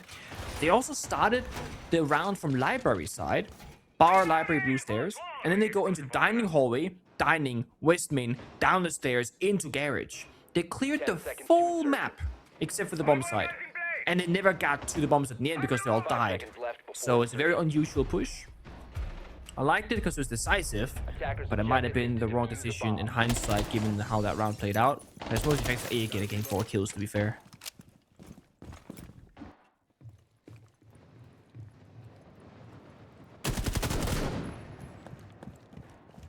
Defense moves over to Bar Games. I noticed that while BME have banned 2 traps, they're not bringing much to deal with the setup that's actually being put up by Kinotrope. For example, the Goyo canisters. How are you going to burn them? Maybe nades, I guess, but then you have to take map control and be in position. Same with Carwow on the Bandit here.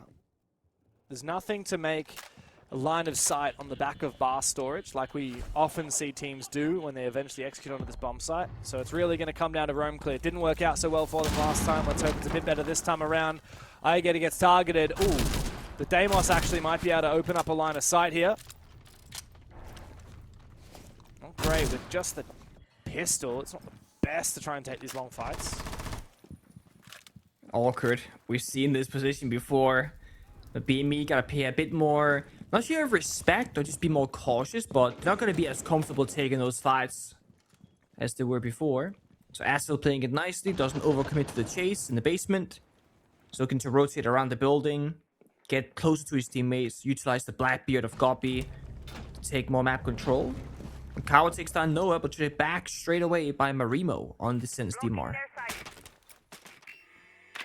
1 for 1. Not too bad for either team, to be honest, especially because Kinotrope have burnt a decent amount of time here. They can sit back. They don't have a shield set up. They don't have the Wamai or the Jaeger. So they are going to have to fall off this position eventually. Gutterata does so. Are the hatches reinforced here for Kinotrope? He has to answer. It's so awkward. He has to answer, but he also is about to get... Yeah, wow. So he doesn't answer, and somehow he gets just enough HP remaining to survive. This is not the worst position for BME to be in. If they find a pick here, they could definitely execute. I thought from the eye test that was going to be 40 damage and 40 health, but I was off just shy like 1 or 2 there. Gutterata does stay alive, which is very important here, not giving manpower advantage to BME right before execute. You got 1 final Deimos Tracker and 2 Dokkaebi calls. On the flip side, Toxic Babes, Goyo Fire, and a Soul C4 lies waiting for that push to come.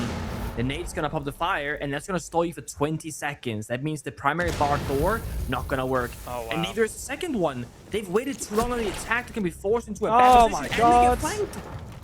Good trade, but you're right. There is no time to enter. Goppy cannot walk through the fire. It'll guard break his shield. Somehow Gutterata actually dies to the fire. He's forced out of position. It means Akai is the last one left. Oh he has to run straight through the fire. 1v1. Goppy gets off the plants. Akayu clutches the round on time. 1v3 for the big dog on the smoke. Big play. I certainly don't think Kinotrope thought they were going to win that. Thank you very much to Akayu.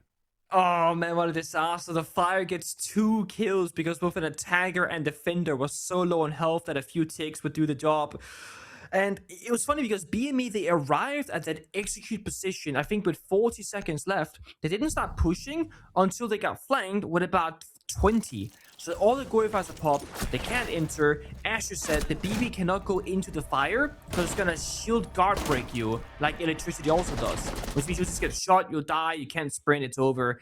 So they gotta go for the most desperate attempt. 1 attacker, not the shield, goes through the fire, dies to it. And the other 2 other attackers, they go through the non-fired route, which is gonna be the bar gaming door itself. But because of that, you're running around the enemy rather than through them. And if you're a BB, we all know it, you want to get close to the opponent, not running around them.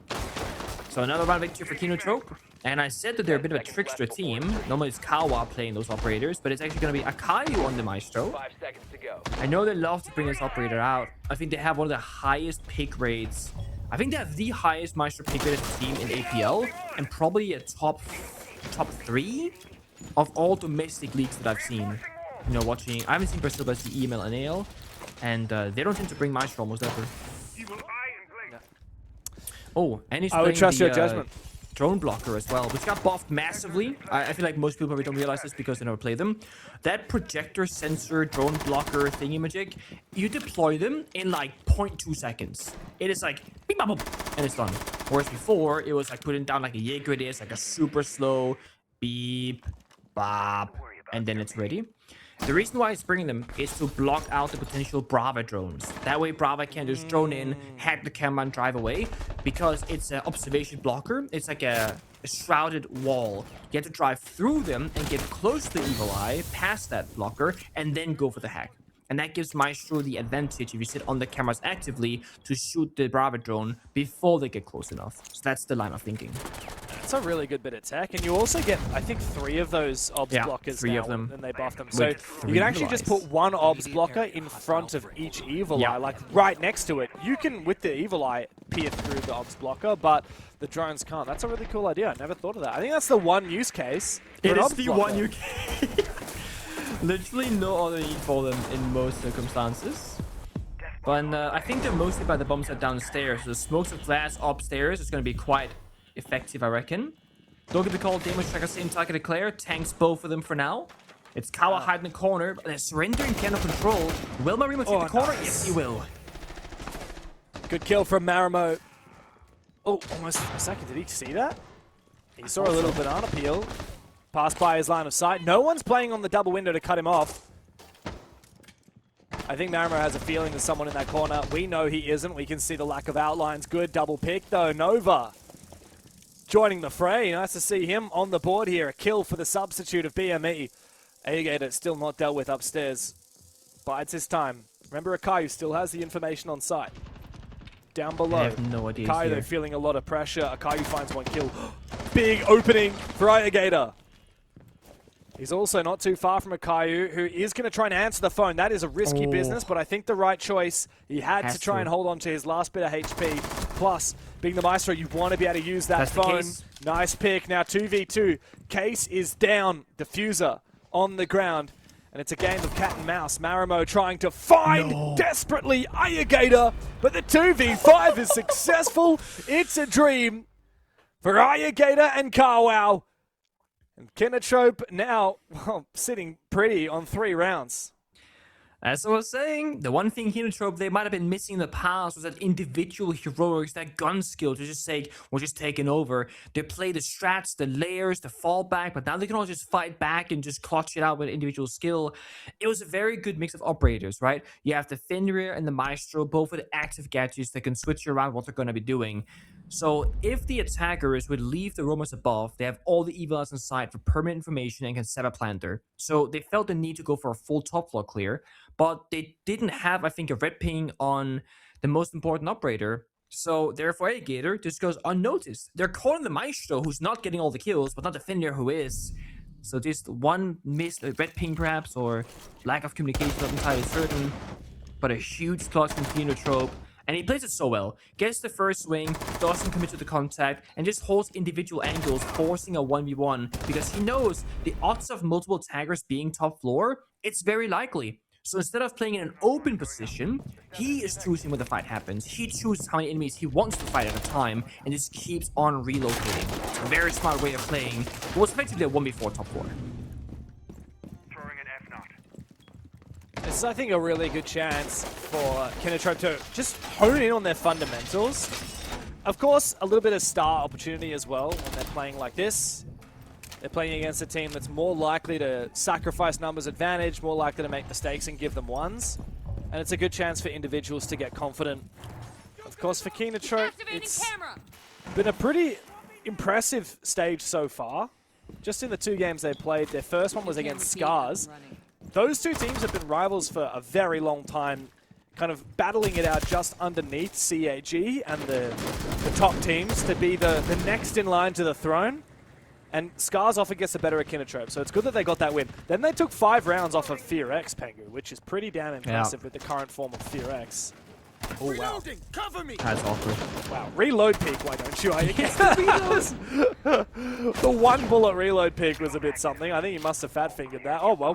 Komomo is able to trade him out, and his reign of terror, 8 kills in the first 3 rounds, has been put to an end. Try to go for the rat play, but one drone checking that corner is gonna shut it down. It's the risk that you choose to go for, but being up 3-0, you know, you can afford to make that. You still got your teammates. They also want their turn to get a couple of kills. The Claire is still missing on the scoreboard, 0 and 2. Kawa sitting a single. And it's not because they've been falling short. It's APL stealing the show for now. With the glass being brought out a ton today here in Chalet, both in the previous matchup and here. So Marimo playing it, also playing the Sense earlier, so he's going to be that niche flex operator. Demo strike is a problem, but Gatorada, same thing, strikes first. Why do they always go into the garage? It's like the third time we see people going there. I just love going down there to pretend that they're going to die and then somehow find a few kills. Oh, no, this is the real reason. Oh, this is awkward though because he's just peeked on inside. Gatorada unfortunately loses his fight. Second kill for the sub of Nova. 4v3 BME, numbers advantage again. Can they hold on to it this round? The Valkyrie impacts. Don't see that every day. Time though, 50 seconds up against the Echo, but I don't think there's a ton of yokais left, if any. So that could of course be lack of intel. So thankfully the double down with the Valkyrie. Kawa waiting for the call, I think, for the swing onto Ivy, the piano hallway. And then the holding to there stairs to the shotgun on the Echo. So they got good positions, honestly. And BME don't have like an easy way into the bomb side.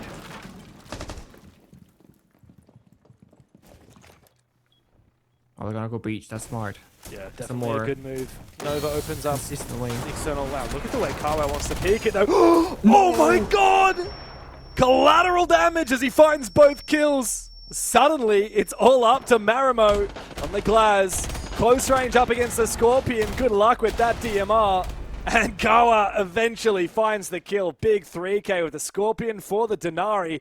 Pushing the breach. Kinotrope, untouchable seemingly in these first 4 rounds. And the reason why they're playing it so smart is they're making plays early round, right? Gatorada, Aegator, they can kind of try and go for a last shot and go for a pick. And then when they lose a member early, they'll play very smart again. And then they get really aggressive when they have to. So Kawa is sitting still, AFK on the bomb side, trying to play sound for like piano window, piano door, and the breach in the office door. And the moment they start breaching the wall, he's like, okay, well, we don't have any plant denial. We don't have the C4 in the right location. I have to make a play now. That's when he goes up close to the breach and says, I can afford to make this play because it's kind of now or never. They got the glass, they got the Grim. Like on paper, we should be losing this round unless I make something happen. So it's very good understanding of when to go passive, when to go aggressive, and then doing it as a team, everyone working together. And they watch the flank on trophy stairs, or Salam stairs, whatever you want to call them. So they don't get tunnel visioned on one side of the play. They have the flank and they have the front. 4-0 for Kinotrope. 5 seconds left before insertion. It's a shame BME have tried so hard banning out 3 different trap operators to try and enable a more aggressive play style, and yet I haven't really seen that aggression from them, Pengu. The problem is Kinotrope know how to play against that aggression very well, and they like to take the fight themselves to the opponent. We saw that last round with that aggressive Denari play at the breach. I think BME need to be a little bit more gun up. I wouldn't even mind seeing... the Blackbeard is kind of the only good shield they have available. Honestly, grab a Lion. Start, like, you see Aya jump out a window, pop that Lion scan. Try and really abuse as much as possible any utility that targets these players, like that Deimos. The issue is... Oh, okay. No issue at all. Didn't know where the track was coming from. It was a softball next to him. Aegator goes down again. He's baiting for Kawa, who's hiding by the Wisp main window. And if they haven't droned him out and hasn't red pinged him yet, they can't demo strike him either. You should be good for at least 1 kill here. Drone is ready. Question is you have the right position. That trophy window jump in is a very small angle. Here comes the drone. Looking at the vert. Doesn't clear the corner. They have no idea. Uh-oh. This could be so deadly. Is someone going to run straight past him, jump straight in that window, or come straight up the stairs? They target Eclair and find the kill. Well played from BME. Problem is, we've seen how quickly Kinotrope can come back from numbers deficits if BME are not careful. Kawa's going to stay in this corner for as long as possible. I reckon Asvel's going to jump in a second. The drone. Is the drone going to see him? Spots There's no way him. to join it again. Quick peek No from way. Asphalt. Almost finds the kill. Nope. Carwell can just fall back. Delaying time is nice, but in a 3v5, you need to do a hell of a lot more than that. Because they were so slow, they joined it again in case of a flank happen from the basement staircase, and that's why he sees Kawa in the corner. So the play is dead. They track him at the other side of the map, knowing that there's going to be only 2 people by the bomb site. Nice shot, though, onto Nova. It's the problem. They might know where he is. They aren't shutting him down well enough. Finally, they do so. Koromomo to take down Akayu. Big ups and a few smiles on the BME faces as they are finally on the scoreboard. That's an Aegeta dying twice now very early on, and it's always Kinotrope fighting from behind, still making it close. I am curious if they're going to change it up here for the final defense and play a bit more safe, a bit more sheltered positions, and try and keep that 5 manpower. They got the bomb site choice. They're going to go to kitchen and dining. Despite they could go back to bar, they just choose not to. Defenders, protect your bombs. So here they can kind of bunker down more. Again, they can bandit trick the 2-brow. They can play in a much closer area. Bar is much more about like a lot of map control and kind of cleaning back the layers. Great attempt from Kawa though. But does get shut down by the flank watcher Marimo from outside the building in the Look end. at the energy from Nova there. The claps. I love that. I think you need a bit of that, especially when you're the sub. I certainly wouldn't expect the substitute to be the one firing up like that. I feel like it makes a huge difference. If you just have someone on your team being a bit of a vibes guy, hyping you up when you get your 1K, when you get off that donut, like, obviously, you're losing 0-4. Someone's got to do it. 5 seconds to go. Especially because sometimes teams get to be a little bit of a negative Nancy sometimes. I don't know about your take on this, Pengu, but I love it when at least someone is gassing me up. Even if I'm playing the worst game of my life, you just have to almost do it like almost sarcastically, like be like, oh, I'm terrible. Oh my god, I got 1 kill, never mind, I'm the best. You do, you need good vibes. You know, you can lose 0-4 and be okay about it. Or you can be absolutely miserable. You know, it's completely dead quiet in the server. No one's making callouts. No one's being creative. You need to believe, like, have that inner ego.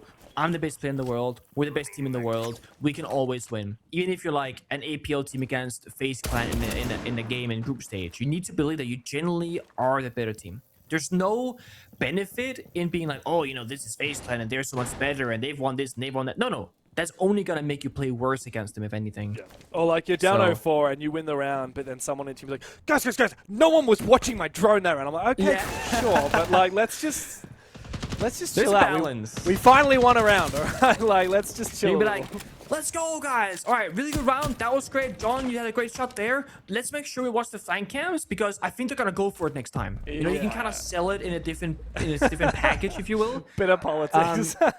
Yeah, because it's important to point out the fact that you didn't watch the flank drone, but you shouldn't point finger and blame and make it a negative thing. Yeah. But it's so hard when you're in the server, in the heat of the moment, adrenaline. I'm very much at fault for that back in my playing days. I would be very blunt and say, Goga, what the fluff, man? Like, I got flanked, you said you had it. Like, what's that about? And I'm like demanding an apology, like right then and there. And Fabian's like, next round, guys, I know, I want the apology, Goga. He's like, next round, focus up. It's a thing. I would have loved to see hot-headed Pengu back in the day. I have old scrims on my YouTube. Dude, it's not good. I would love to see that. I have Pro League matches that are recorded from my pre-view where people are like yelling at each other. It's the comms videos back in the day, that would have been an SFW. Yep, that would have been. This round's been so slow though, so I had so much time to chat. It's been 2 minutes, no killing, but look at this, watching the flag. You're supposed to win that gunfight. That's like unlosable, no? Bro, I love that Aegeta is just stone cold. He's like, I'm just playing the game. Yeah, I got a kill. All right. I would be like laughing. I'd be typing in the all chat if I got that kill. Okay. The plant tried to go down here from BME, and now it's stuck. There's Vert up above. I would be putting a question mark in the chat right now. Kinotrope still have vertical dominance. They still have the Solus. He's actually going for a flank. He's about to be at the breach in all likelihood. Gatorada's been found, but he's got info on a bulletproof camp. Oh, nice shot from Marimo there onto Aegeta, but the Yokai drone still in the bomb site. Feeding information. Gatorada's watching it. Akayu goes down. Nice shot there, but there's still info on where the plant's going down. Gets baited off the plant by the C4, and Eclair comes in. That's the end of it. It is a gnarly way to close it, but Kinotrope looked dominant in the first half.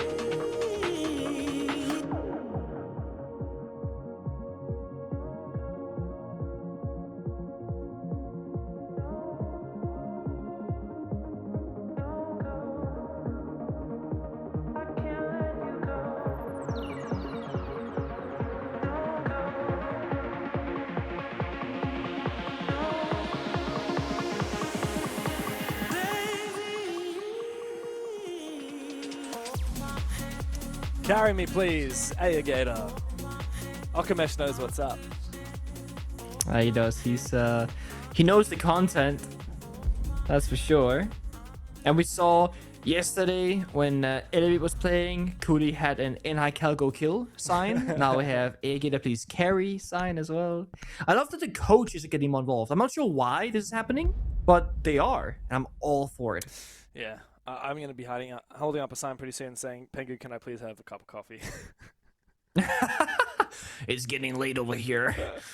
Actually, today is my first day of APL this week where I haven't had a coffee in the evening. I want to sleep after the show tonight. It's 8 p.m. for you, right? It is 9 p.m. for me. 8:58. Oh, wait, I got the clock wrong. Never mind. Yeah, you're right. You are right. It's 8 hours difference. It's not late yet. Math It's is fine. hard. I'm a DJ. I stay up late. So it's Do you it's actually, fun. like, on average, stay up late? Compared to a regular Joe, yes. Compared to my friends who are like proper gaming DJs, no, I don't stay up late. I used to What, be like 2 a.m.? like 1 a.m. I'd say. Okay. But the other night I was after our broadcast. I was up until 3 doing live admin. That was fun. 10 seconds left. We're doing live admin. Life admin. Like, you're like, oh crap, I haven't invoiced in 2 months. Haven't done my taxes. All that kind of admin. boring stuff. Oh, I see. Yeah, sometimes you gotta do real life stuff, man. It's like, gotta pay the bills. I feel like an adult. I hate it. Property tax. I work in esports because I want to stay a child forever. I'm like Peter Pan. Rainbow Six Siege is my Neverland. Nice. I feel like that's such a true statement, though, like, because it's the one thing that really, like, the esports world is so different than the real life world, so to speak. It does keep you in a different area. It get the same area in the building with a good kill, and straight back out. It's esports doesn't prepare you much for the real world. And when you're done with esports, getting a real job and settling back in can be quite challenging. We've seen that from previous players or coaches who, had an end to their career. Not everybody has as good of an exit as you would hope for them. It's hard. Yeah, for sure. Lucky you had Parker to look after you. Right? Parker was like, yo, Nick, want a job? I'm like, yep, glad you asked. I'm kind of out of Now the we're job here. right now. I don't know if you... Not even here, but I kind of retired, man, It's like, yeah, perfect timing. Come join me as a caster. And I said, hell no. Yeah. And then I ended up saying, kind of, okay, I'll do it for 3 months, and then we'll see what happens. Nice shot from Marimo. I like that BME are getting a little bit more confident to play aggressive now that they're on defense, because they clearly wanted to play aggressive on attack, banning out all those traps, but struggled to actually achieve that. Even if they are getting traded, 50% of the time, 100%, like, often, I think it's worth playing aggro here on their defensive side. Kinotrope clearly want to play aggro as well. They ban the Mirror, they ban the Thorn, they're playing the Lion, they're playing the Deimos, they're playing the Blackbeard. They want to get in the BME's face, and they're succeeding in doing so. You know where Smoke is? Inside our kitchen. It was tracked earlier by the Deimos, but they don't know about the other locations from Goppy and Aswell. So they're going to track them now instead, the Nari. So now they know one roamer is still on the loose, one is by the bomb side. Where does that leave Aswell, the third player? We know he's in dining. I think they're waiting for Kawa to approach the bomb side more with that Blackbeard. Maybe get the Bog upstairs and some verticality.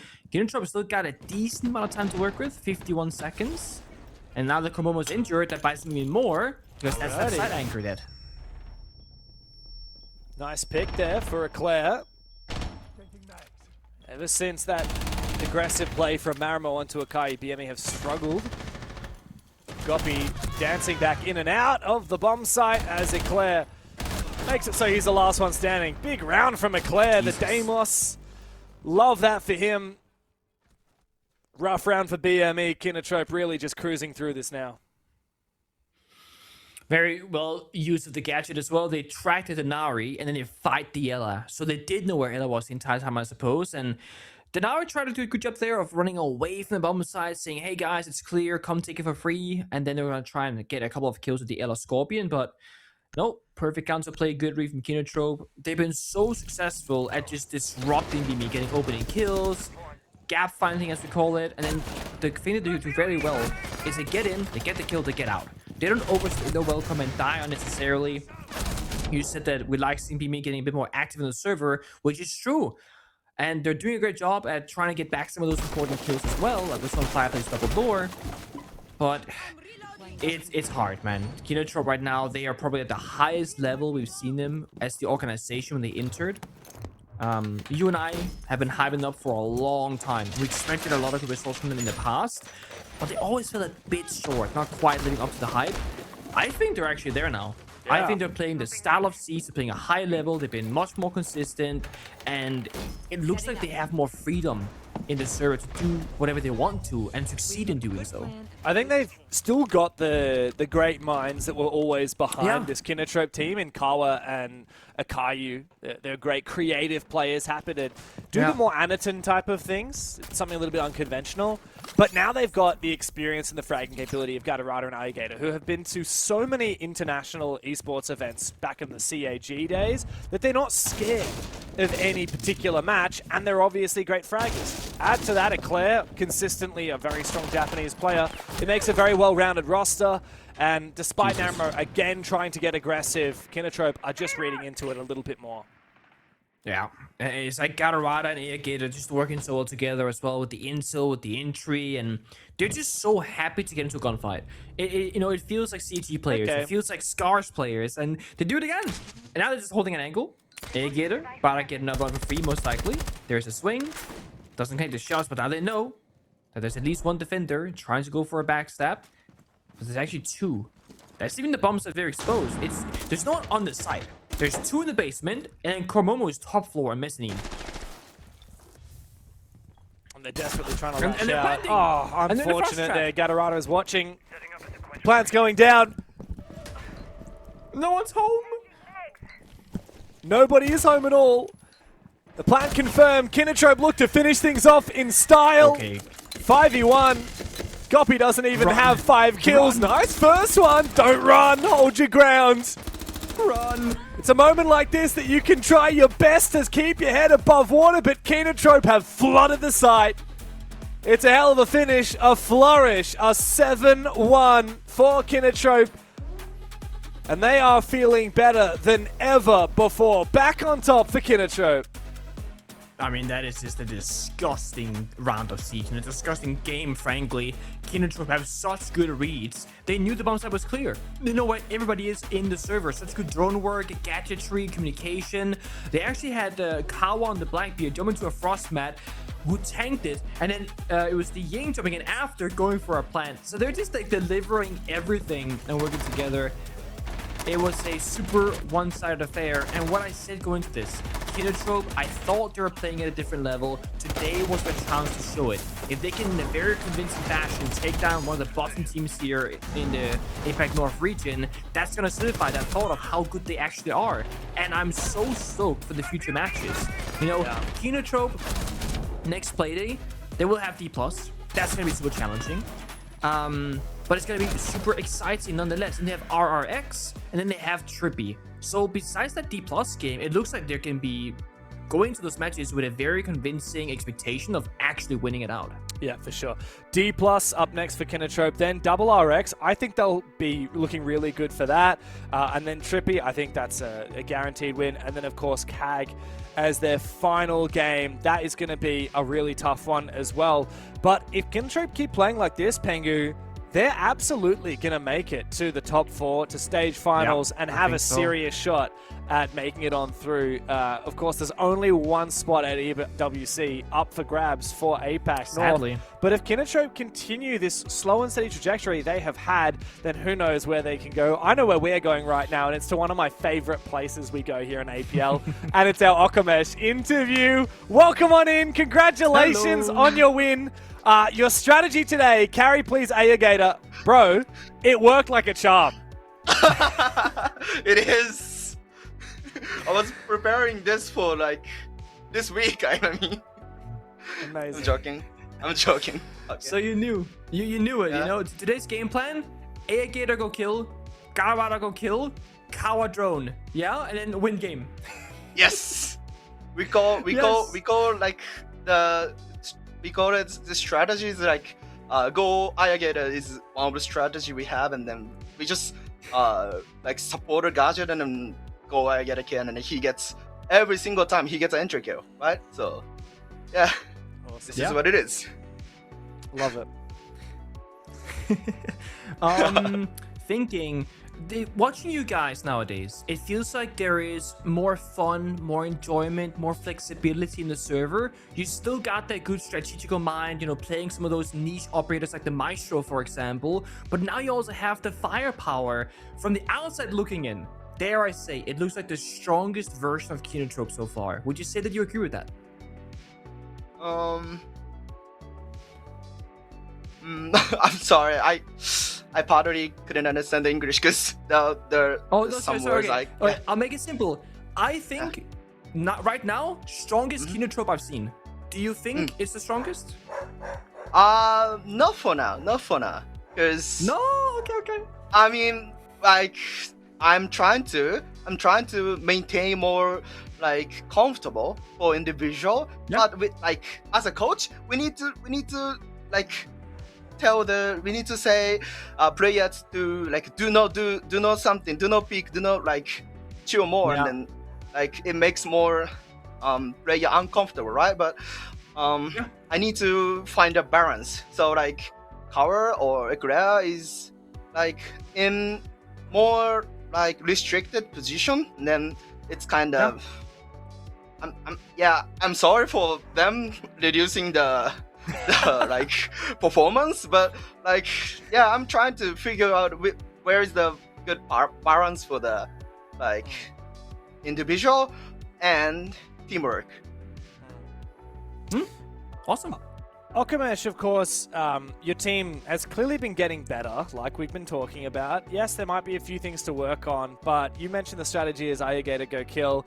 Ayagata and Gatarada, of course, were long-term teammates on that infamous Cyclops roster when CAG went to so many events. I'm looking back, it was 3 invitationals and 4 majors together that they managed to go to. Ayagata was also with Scars at Reload. You yourself were only at the Copenhagen major.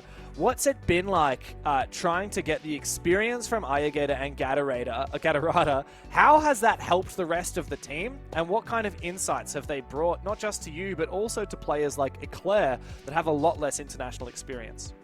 Ayagata, Gatarada, and also Eclair. Just, I mean, for experience, they are so good at build a team. So, like, they never say bad stuff in like theory time or like communication. So they just build a good team. So they have I think communication is one of the biggest thing we have benefit from these guys for other experience. Yeah, for sure. We're definitely seeing that in the server. We're also seeing that Ayagata just goes and kills everybody, like you said. He Yes, certainly brings that to the squad. Thank you so much, Okamesh, for joining us. Good luck in your upcoming games. You've got some tough ones with D+ and CAG. We'll be reading for you. Thank you. See ya. Bye. Yeah. I love that. He had to make the soft toy do its little head bob at the end there. 7-1 for Kinotrope, everything the Okamesh and the boys could have possibly wanted. Unfortunately, back to the drawing board for BME. And then Scars and D+ up next. Pengu, this is going to be a huge task for Scars. Yeah, it is. It's still, you know, the final boss is obviously CAG is always in that conversation, but the second final boss is gonna be D+ Kia. Scars haven't had the greatest start to this season. You know, they did have a victory, of course, over Can You Be My Enemy, but they haven't been the biggest opponent so far. Yeah. And they suffered in themselves a loss to Kinotrope, a 5-7 loss. So I feel like if Scars can put up a good performance and still lose, that'll be enough. But them going into this expecting a victory seems like a bit of a stretch. We kind of have 3 clear top teams at the moment with D+, CAG, and FEARX, and then both Scars and Kinotrope have really been battling it out. 5 good teams means we only have 4 spots in the stage finals. 1 team's going to have to miss out, so Scars and D+ both having a loss. They desperately need this win. They're going head-to-head after this break.